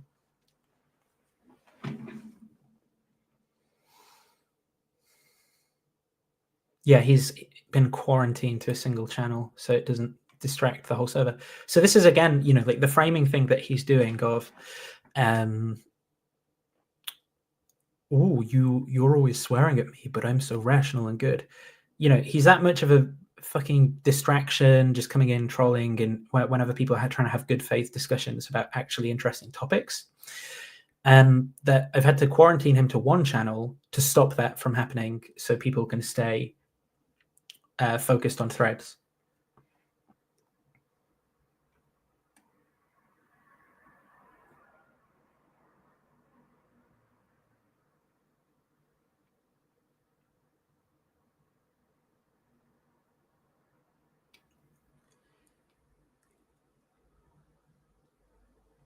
Yeah, there were. So if I could have shown the graph that I was trying to show, this one, and whoever the fuck made this graph, I swear to God, they need to fix it, because this is what was kind of flustering me, is that it animates itself when you come into it for the first time. And so I was like, okay, if I go into this is what I was like fiddling around with while Doug's trying to gotcha. I was like, okay, customize defaults. There's something you can do in here, of what's that gonna? Oh fucking hell, it's even worse. No, auto. Let's go. Fuck me. Stop it. Force directed off.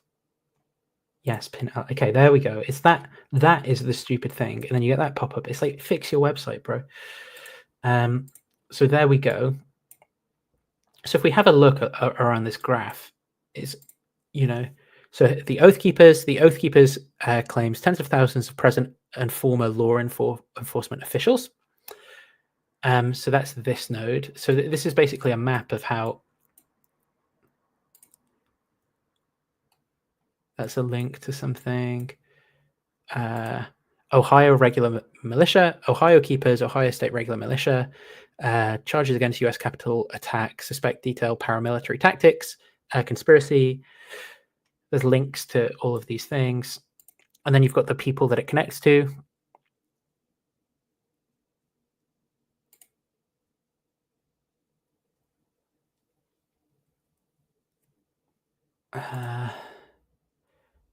Harrelson, a U.S. Army veteran, is a member of the Oath Keepers and was among those pictured moving through the chaos in a military-style formation, dressed in paramilitary gear, both inside and outside the Capitol, according to the FBI. Phone records show Harrelson organized a meeting called the DC Planning Call on January the 3rd, and also talked with Oath Keeper Kelly Meggs in the days before the riot. Seditious conspiracy, the most serious charge they leveled since the riot.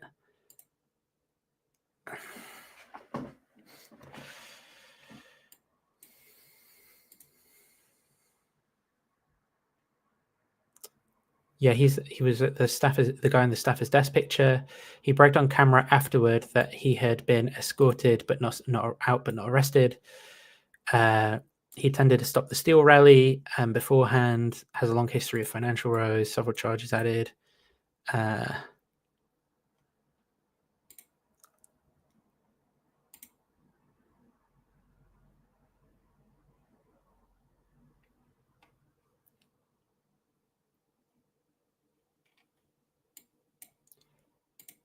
3%ers. Oh, I remember this thing. The 3%ers. Proud Boys. And then when Doug's like, "Oh, what? It's like 5 people." Let me go in the settings of this graph again. Is there like a gravity level or something? Color by, customize defaults, structure, grids and guides. I want to.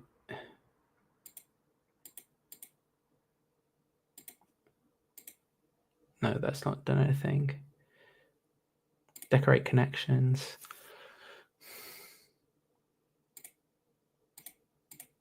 Wow, the fucking.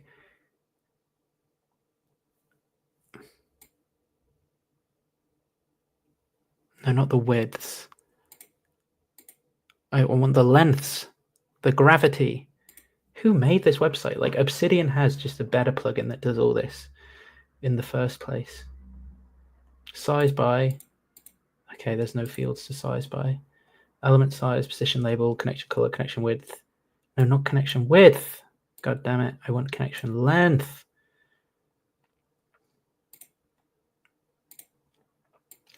Point is, what he's saying there is just absolute nonsense in terms of the number of people involved, the connections.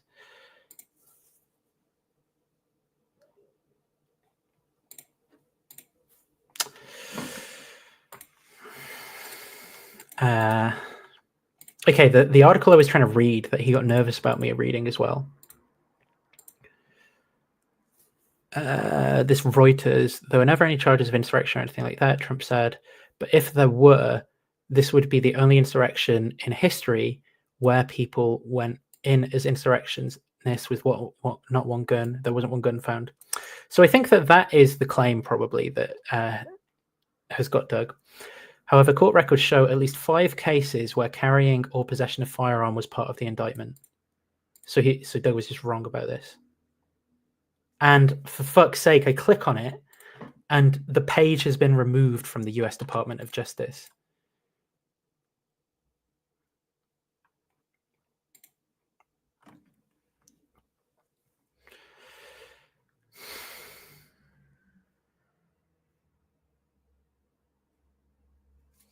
A summary of the cases by the Justice Department as of Jan 3 said 180 defendants were charged with entering a restricted area with a dangerous or deadly weapon, which includes firearms and other types of weapons.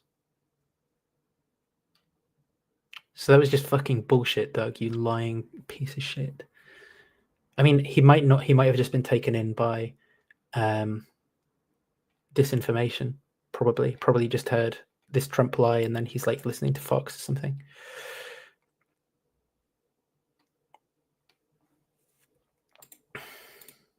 And this is exactly what I mean about the lack of concern for an honest conversation.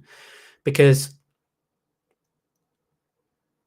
if there was a concern for an honest conversation, it would have been like, yeah, don't worry, I'm not going to try and do a gotcha, so you have to have a conversation with me while you find that information. Just wait a second.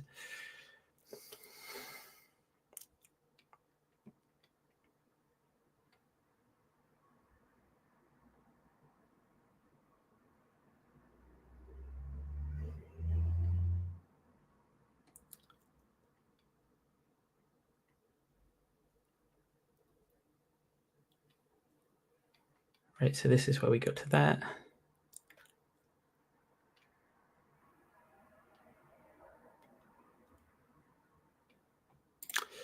They invaded the place and chanted, "Hang Mike Pence." Shouldn't that tip off the attempted coup hypothesis? Yeah.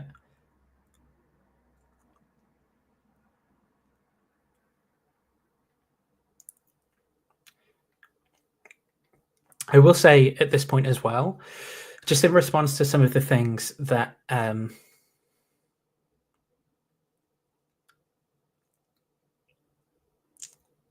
that Doug's audience was saying, where I was saying, like, I think it's gone too far beyond a joke. Like, the military should get involved and stop things at this point. I don't envy Americans right now. I don't know, because again, like I say, because I'm not a crazy person. Like, I don't lightly think about political violence. So maybe what I think about is, I've seen movements to petition local officials. I think people should be doing that. I have seen people like AOC on Blue Sky trying to help organize things. I've seen a lot of organizations of protests over the next few days. I think people should be engaging in those protests.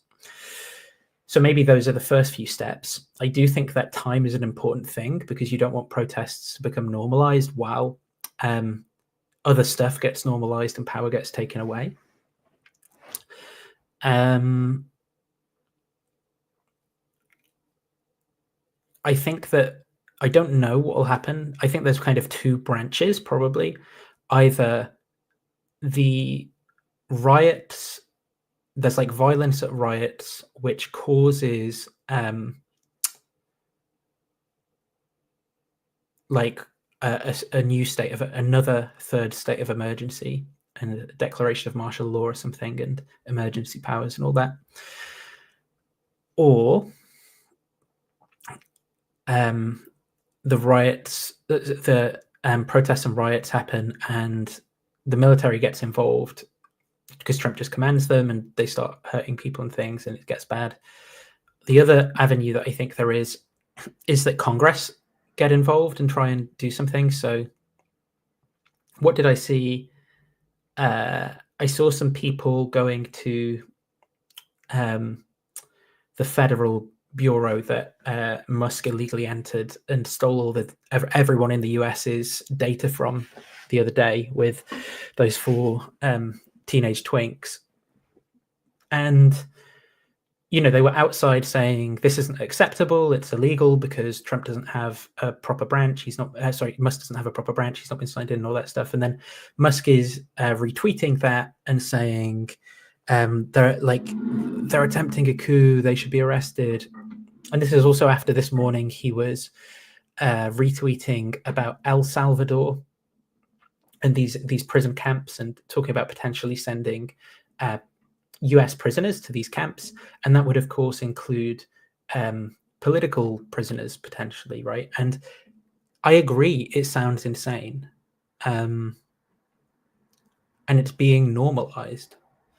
When people are disagreeing with Musk, he's saying you have committed a crime, when there is no crime that they've committed under standard US law, not under whatever fascist law is coming. And so if I'm an American watching this, and I take the Second Amendment seriously, I am starting to think if not now, then when? Now, not now, but I'm starting to think, and I've been thinking about this asymmetry of power thing as well, where, for example, here are two things that Trump and Elon Musk have said. Trump said before the attempted insurrection, we're going to go down there and fight like hell. And if you're not going to fight, you're not going to have a country anymore. Can the Democrats even say the same thing right now? Imagine if someone said that now. For these protests that are planned, imagine if someone said, we need to get out there and fight like hell, and if we don't fight, we're not going to have a country anymore. Now, I actually think it happens to be true right now. I don't think it was... Clearly, Trump's claims were false, because there is still the exact same country, well, slightly different, but pretty basically the same country as there was before after Biden. So he wasn't even right about these significant changes and things that would come in. That was just a falsehood. And here's another thing that Musk said at the Dark Gothic MAGA rally, where he said, the Second Amendment exists to protect the First. And now what Musk's been going around doing is getting posts taken down off various social media sites where people report on things that he's been doing and stuff like that. And again, you might think the Second Amendment exists to protect the First. Now, why is it that when it's coming from one side of the political aisle, this dog whistling towards political violence is acceptable? But when it comes from the other side, all of a sudden it's insane. All of a sudden it's not legitimate. And it's this idea of power punching down. There is one person in charge of the military who's able to threaten unilaterally invading countries like Denmark and Canada. And he is doing that. He is the person in charge of doing that and is threatening that. Now, you might say, you can dismiss that and say he wouldn't actually do it. And maybe you're right. I hope you're right that he wouldn't actually do it and it's just bullying. But that is still something that a person who can do that is threatening, where, a private citizen making a sentence that's the thing to be scared about.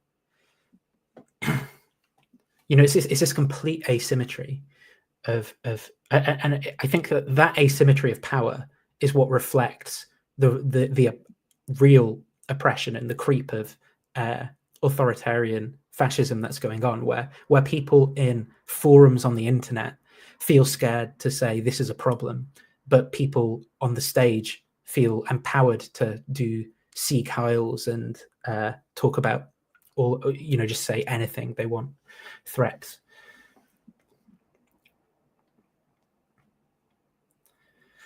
And so, yeah, if I was American, I would be really thinking about what my markers are, what my values are, and whether I don't sort of say this lightly, like whether or not there is something that, whether I would be willing to sit by and watch kind of lose constitutional democracy, and that, like, I think that's a question individual people have to ask. And I wouldn't if someone thought, that all seems scary, I just want to sit at home and I'm fine being oppressed and I'll be good, and I'm really sorry about the people that will be oppressed by that type of government, I don't necessarily blame them. There was something I actually came across today around like how did the Germans, I wish I could find the quote and go through it. How did Germans in Nazi Germany respond to the sort of like normalization of a bunch of this stuff in Nazi Germany, and the kind of like increasing stripping away of their institutions, and the activation of emergency powers and things like that? And at least in this historical account, let me see if I can find it so I don't get it wrong.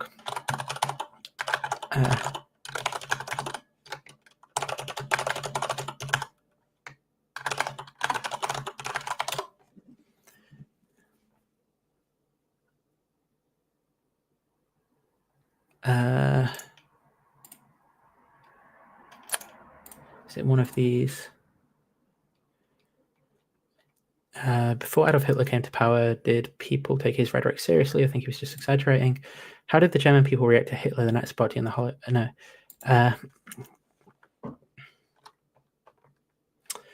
Maybe I can view like posts I've seen today or something. Recent posts. Maybe in here.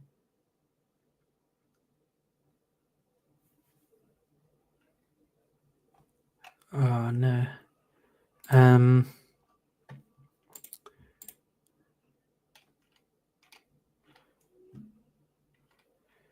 But basically, what people were talking, what it said, from what I recall, and I will try to find this source, is, people kind of thought, well, this is kind of a bit wrong, but a lot of people thought, like, this is wrong and weird, but I'm kind of like wait for someone else to take responsibility, and then it would sort of more stuff would get normalized and more weird stuff would happen. It'd be like, well, maybe if there's enough momentum or something, I'll get it. And it just got to the point where everything's so normalized and there's such a power asymmetry that there's nothing you can do. That I mean, I don't really know like the counterfactual, like what could have been organized or done in Germany in that situation. And this is something else that's part of what Yarvin talks about in his Butterfly America Substack piece, is during protests, when people are seeing that the legal force of Congress can't do anything to hold Trump accountable, as has already been shown with his legal cases and the Supreme Court ruling about the power of the executive branch as well, and the president, is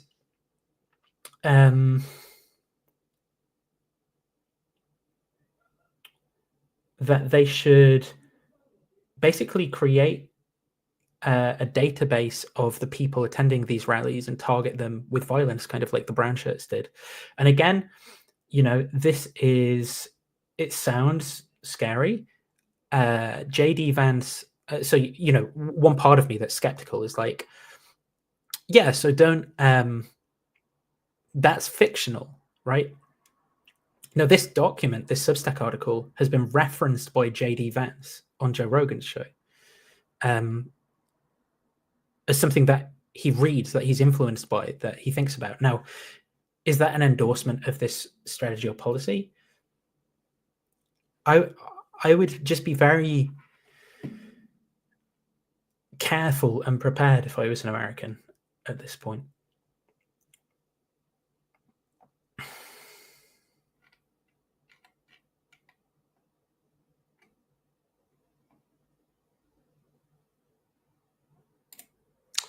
No evidence that 50 million was designated by the US to buy condoms for Hamas. Oh yeah, I've seen this joke. Elon's not a Nazi. The Nazis built decent cars. Crazy that he parroted the condom thing without even trolling. But that's what I'm saying. Okay, so here is, I feel very like deeply gaslit by this whole thing, and that's because I'm a very cognitively empathetic person. But I mean, I'm actually not joking. But like what I see as happening is like just people, and maybe my conversation there just contributed to it, like going further and further away into this alternative universe of like just complete disinformation. And it's fucking insane. Like just buying more and more bullshit.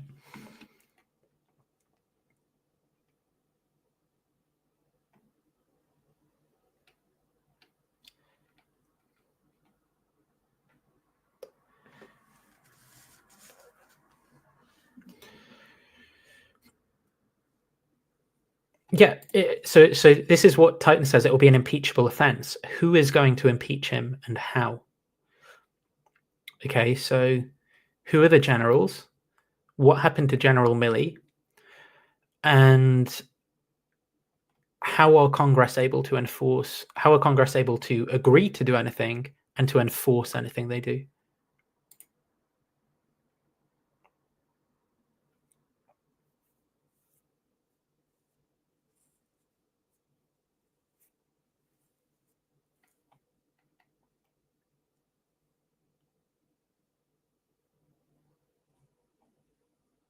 Yeah, I agree with what Alex says. I'm not a psychologist, but I think there's a lot of bullshit narcissism experts on YouTube these days. I agree. It's like this thing where like it's basically like these weird like dating advice gossip column things that people do.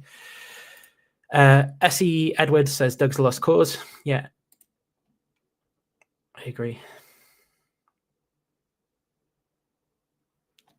You keep trying to answer honestly when asked dishonest questions. Yeah. It was the medical and trauma services, not just contraception. And by the way, I'm going to promote benthamsubstack.com.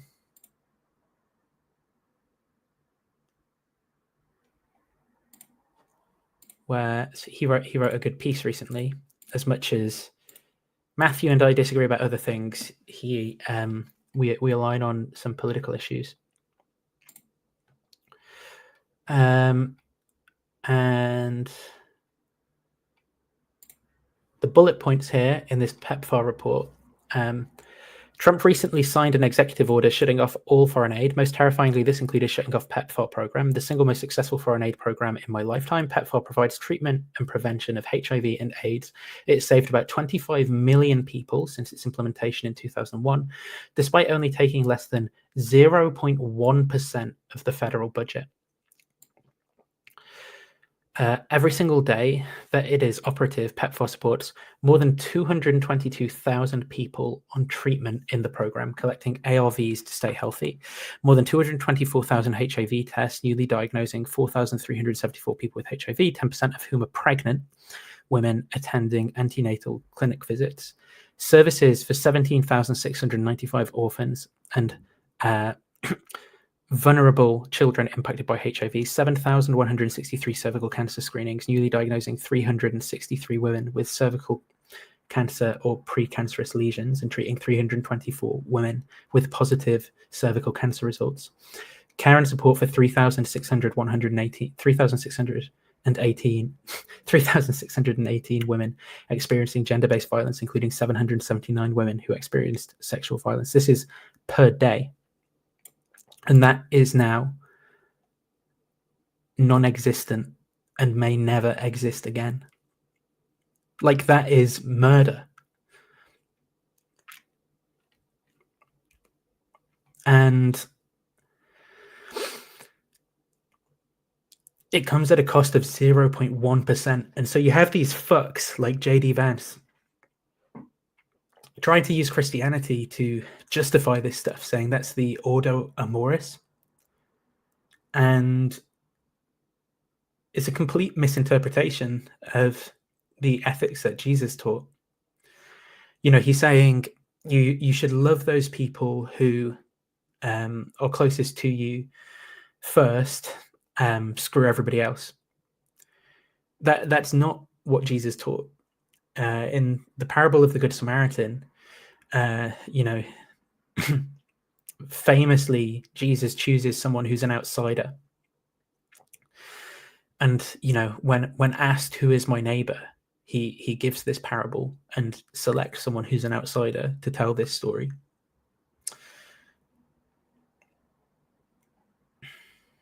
And so that's the ethic that's there as a core part of Christianity, putting aside various different scriptural things. The second part is the piece of theology around this, of how do you systemize the Bible and what credence do you give what the church fathers have to say about things, what Augustine has to say about things, what the Catholic Church teaches and how it systematized its theology. And then you have to engage with what did Augustine, St. Thomas, and these other people actually say. Well, in terms of what Augustine actually said about this, the point was merely a practical point, that we will only ever practically be able to touch so many finite lives, though we should aim to love everyone, but our practical effects will be on those closest to us. So it's a complete distortion of a theological teaching to say that means that what we should do is only love the family first and then other people. And the final point on this is that the idea that it's zero sum is just insane and stupid. Okay, the US can give zero, even if you, which is an incorrect way to think about it, but if you think about it as your personal finances, and you could give 0.1% of your income to save 50 people. That's what you're asking, right? Even if think of the times when you're hardest on money, when you're struggling to make your mortgage payments, or you can't buy the nice food that you want to buy at the shops or something for that week, or you think I can't go to the cinema, or I know people will sometimes experience more financial troubles than these things, or you're really dreading the electricity payment coming up because you're not sure you'll make it. Even in those circumstances, you can spare 50 pence, 50 cents to if it would save someone's life. And the US isn't even that down and out. The economy is doing better than ever. And it isn't zero sum, because these sorts of benefits have a ton of secondary. They benefit everyone. They benefit the US. It keeps people in their own country. It means that people aren't migrating due to famine and disease. It means that overall there's less disease, so the diseases don't spread in a world where we're all interconnected. It means that there are more healthy workers in other economies, and economies that cooperate together do better. It is just insane, no matter how you look at it, theologically, macroeconomically. The only thing motivating this is selfishness and greed, and that is evil.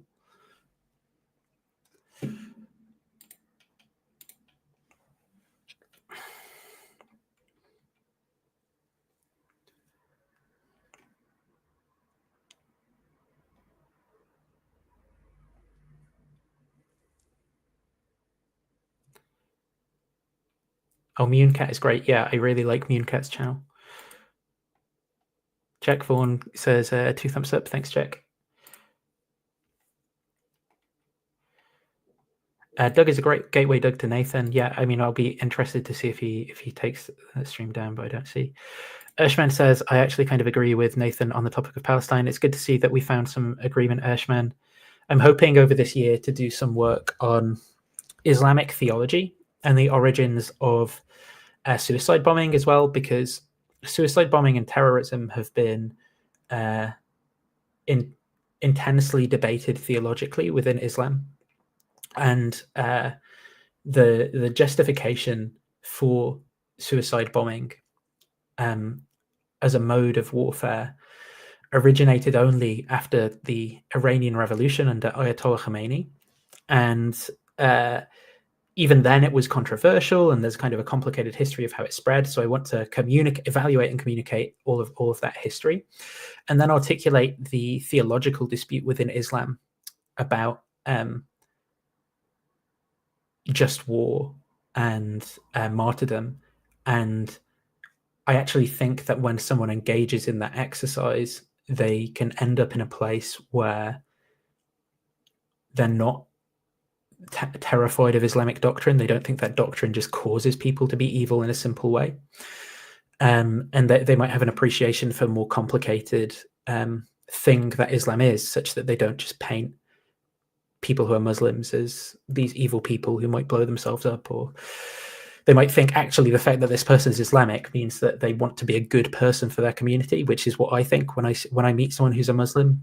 My prejudice is this person's deeply motivated to do good in the community, and that's great, rather than being predisposed towards thinking that they're evil and we should hurt them or kick them out. And the other thing I want to do is engage with the psychological literature about the drivers of extremism. So there's some really good work out there.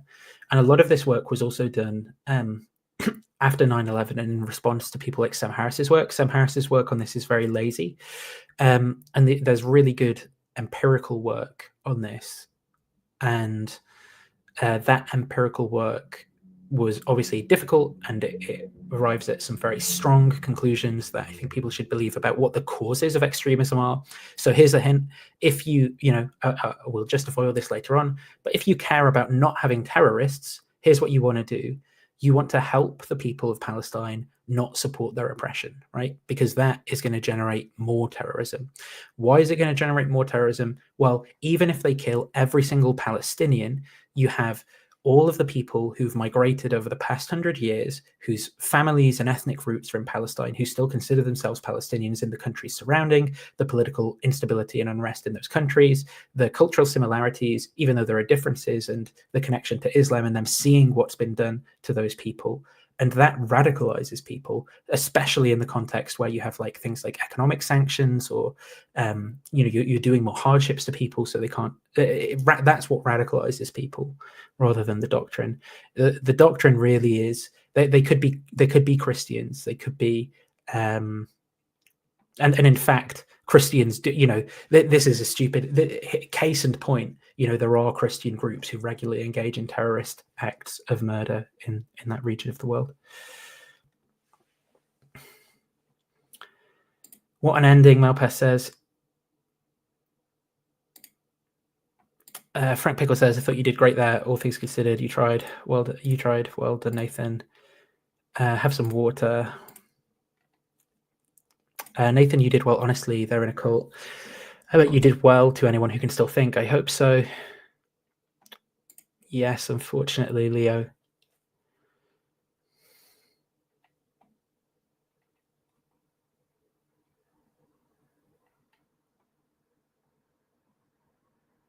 Svez says he admires my composure and charitability. Thank you.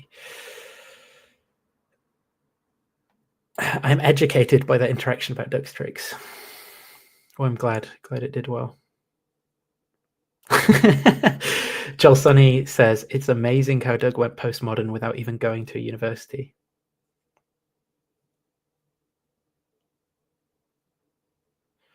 Aaron Gabor says, in the end, it got worse when you didn't just point out his deflection, ignore it, and start to engage with him. I agree.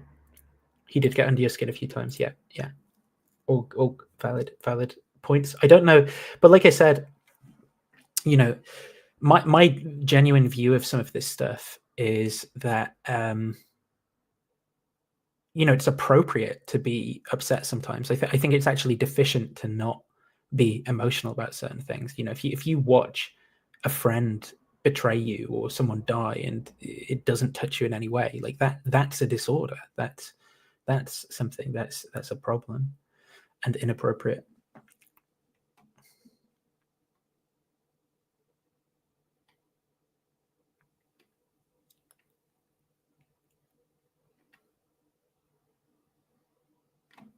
Yeah, Alex says would have been the same or worse.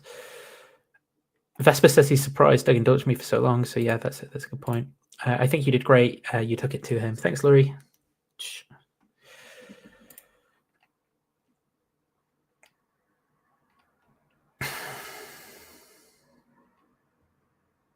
Oh, Titan says Titan wants me to ban him. Maybe I will. Maybe it's time. I'll see in a second. I'm trying to get to the end of the chat, but it's like Mino's chat.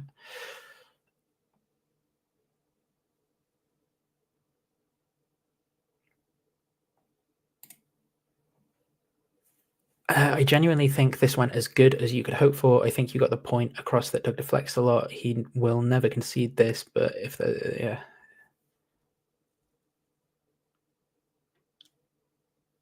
Malpass says, it was an eye-opener for me. Didn't even realize how bad Doug was. Jono Staker says, you thought you did well. Thank you. Yeah, patronizing laugh.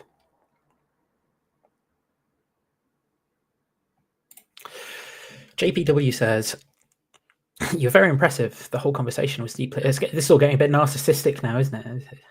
Okay. But you completed yourself very admirably. Yeah, this is the question. Will I talk to him again? I don't know.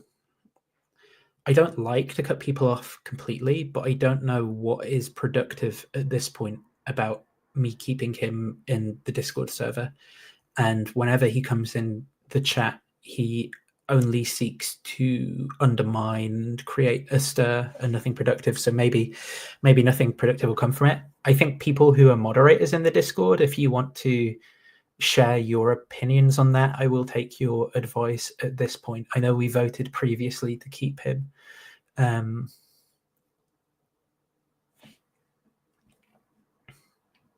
But maybe it's just time to call it an end. Thank you, Real Seekers. Despite our disagreements, Pinecreek is a bad faith actor, whereas I find you to be a good faith one. Thank you very much.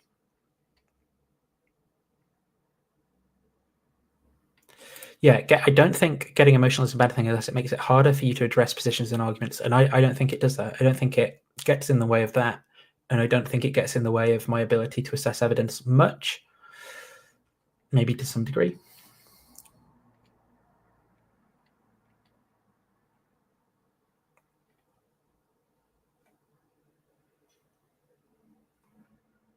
Cam says, nice work, Nathan, but always remember Doug has spent hours talking about these topics, so there's nothing you could say. Well, to be fair, I could now say something new. Now I know that the people inside the building did have firearms, and he was just lying about that. So that the one little victory that he's gonna cope with from that is a goddamn lie. You know, he's going to be like, he didn't even know.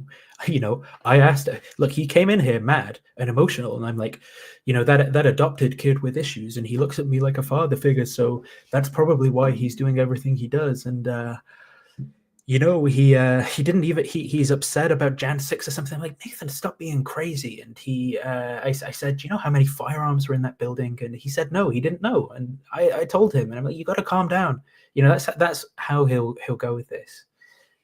And he wasn't even right. LB says Doug looks shook. Good.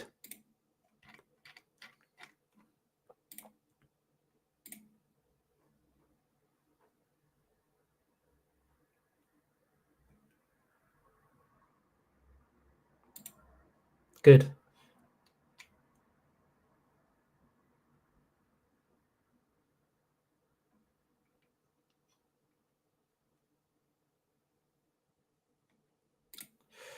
Yeah, my criticism on Doug when it comes to Israel and Palestine is that regardless of what you think about, even if you are pro-Israel, in the sense that you want the Jewish state to exist, and I think, and I agree with this, that what happened on October the 7th was a horrible act of terrorism, and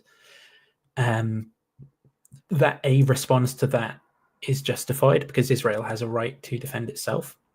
I think that you should look at the multiple year-long campaign of starvation of people. Well, firstly, you put it in history, it gets even worse because there's just millions of people who have been displaced into Egypt and Jordan and Syria and Lebanon, right? And there's all sorts of horrible things that have happened. Yes, on both sides, but I would say primarily in one direction.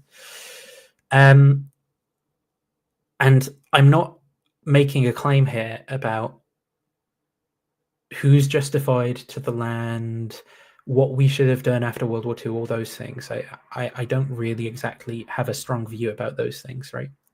And I know other people will, that's fine. But the point that I'm making is even if you are on the side of a response, right, you are witnessing people being starved to death, having their homes destroyed for no reason, being imprisoned and sexually abused. And there was even discussions in Israeli courts around whether they should even consider that illegal or not. That was absolutely horrifying. There are reports in UK Parliament from Doctors Beyond Borders. You can watch these. They're available through the Parliamentary Service, discussing the specific targeting of children by the IDF. Then you have the IDF going abroad and seeing people peacefully protesting for Palestinian freedom and violently attacking them in places like Amsterdam and the UK across the globe. Just so many types of evil, frankly,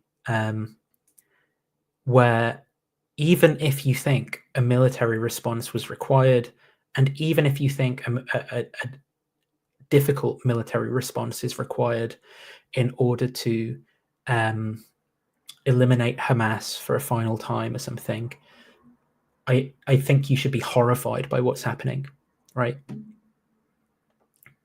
I don't think you should just be like, oh, that's a good thing. And so, for example, when the US is sending to camps like Rafah full of civilians, aid in the form of food, medicine, and condoms because people have sex. And imagine if you're in that situation and you end up getting pregnant if you're a woman or something like that, or you end up getting an STI and you can't get treatment. Because it's a good thing to do to alleviate human suffering and help people. That's what that aid was doing when they say Hamas condoms. They've reduced down. This is the racism. All of these people are Hamas.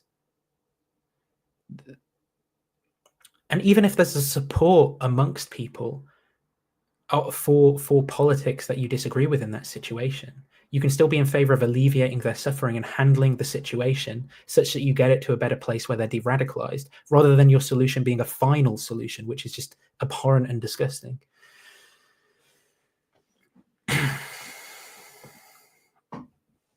So what these people are memeing about and joking about is aid that goes to saving millions of people living in ghettos, right? No different to the ghettos that the Jews were put in by the Nazis. Different in terms of less facilities, less clean water. It's horrifying, and it should horrify anyone regardless of their position. And to reduce that to a joke about condoms for Hamas is just so inappropriate and such a distortion and an expression of a complete lack of empathy for humanity, lack of seriousness to engage with these topics.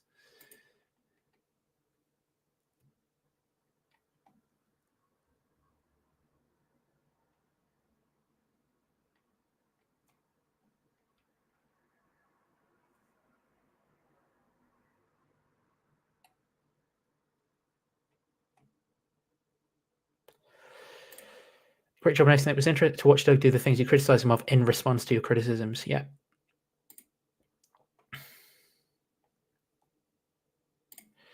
It's weird how he can be so predictable but still so disappointing.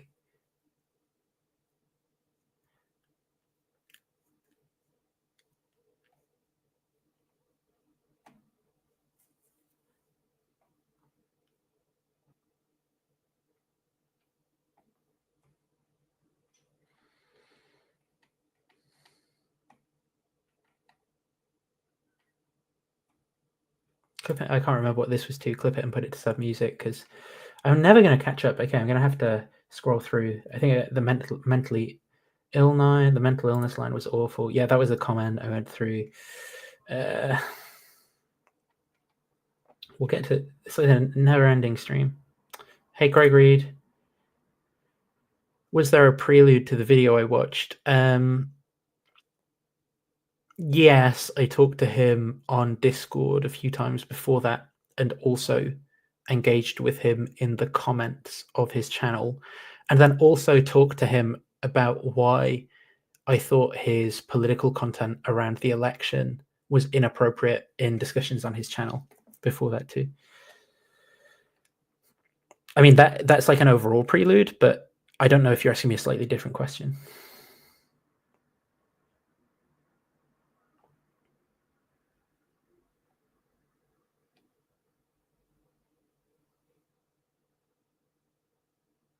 Oh yeah, bringing up anything about Israel and Hamas as a distraction tactic. Yeah, that's a fair point. That's he's just going between topics, trying to find some talking point he said that you haven't like debunked, and that Brandolini's little thing. It always takes like a significant amount more energy to debunk some information than to debunk bullshit and address it than to engage with it.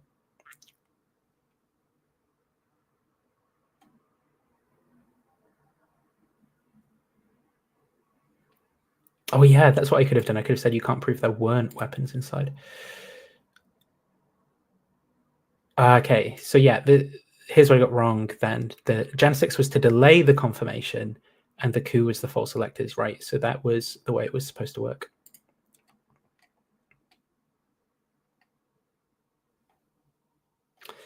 What is sophistry? Hey, the sophists were the good guys. It's just that Plato got to write history.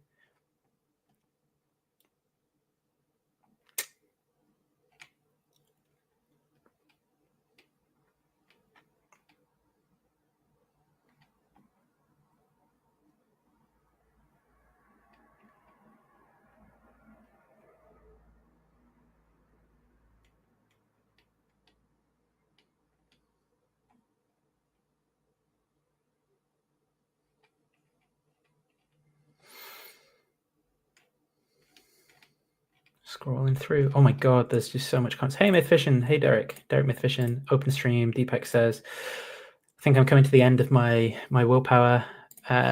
What kind of crazy is going on these days? Well, I'm a bit deflated because I just had a big big argument with Doug.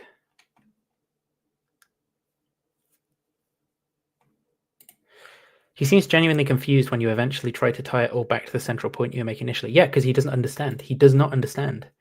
No, I don't think he is. It's because he does. He always does this. Like the point with I'm just being consistent. Like he thinks he genuinely believes that, and it's just because he hasn't bothered to listen to the disagreement.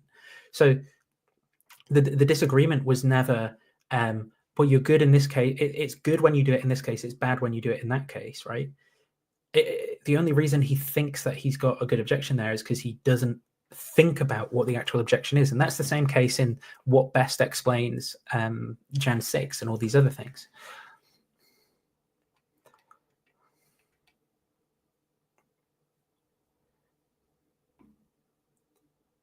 Yeah, it's going to be like this technical, not inside the building, but at the Capitol.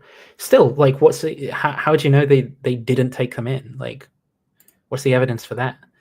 What's the evidence that they had weapons outside and then took their weapons off before they went in?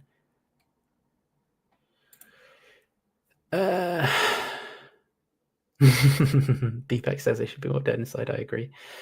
Maybe it should be more dead on the outside as well.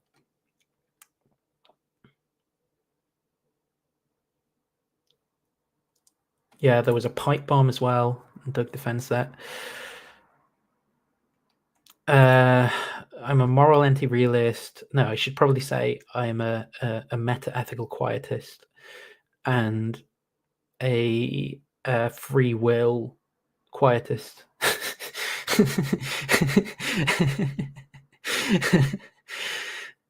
But I'm a pragmatist too.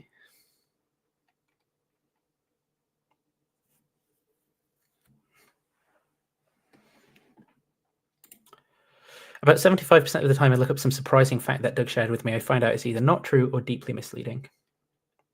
History Valley says, yo, hey, History Valley. You and Doug should have a wrestling match and the winners get adopted by the losers. Yeah. Okay, I finally got to the end. So thank you, everyone. What are we going to do then for the final act?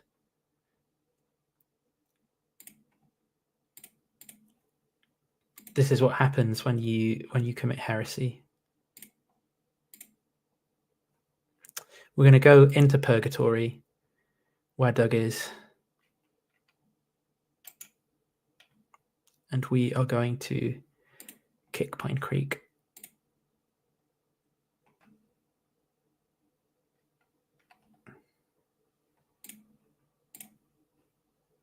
So it feels safe to come back now, Titan, and you can watch that on replay and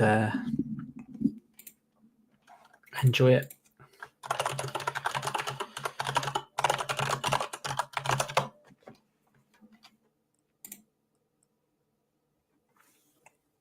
And then we'll go for our benediction to end. What are we gonna end with?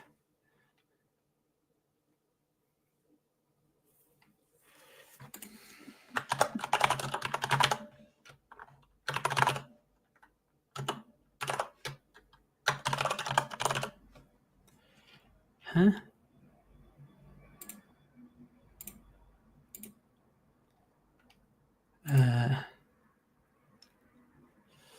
Oh, it's the NIV.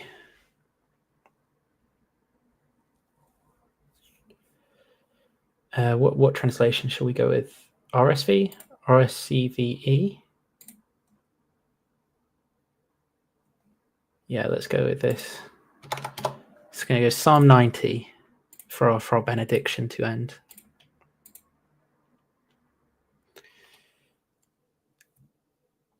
Lord, thou hast been our dwelling place in all generations, before the mountains were brought forth, or ever thou hadst formed the earth and the world, from everlasting to everlasting, thou art God.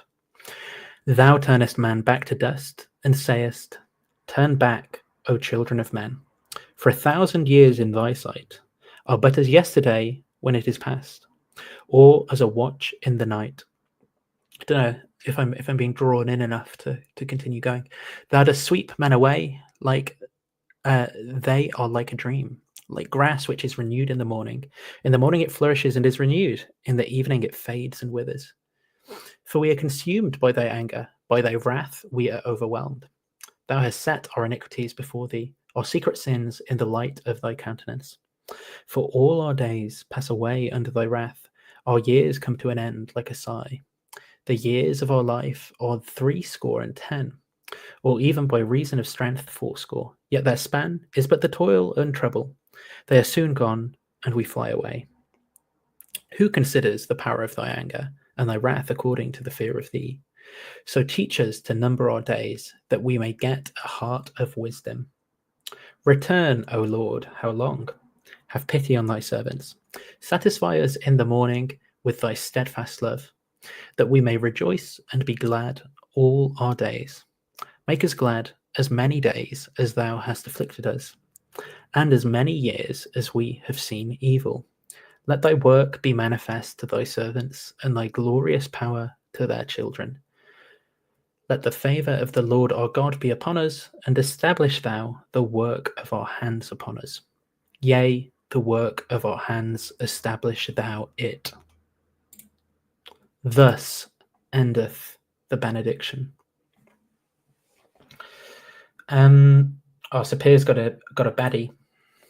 Speak not into the ears of a fool, for he will despise the wisdom of thy words. Isn't that the one that contradicts itself next line though, where it's like, answer not a fool according to his wisdom, and then it's like, answer a fool according to his wisdom, the next line, and it's that Jewish poetic device. So I don't understand it.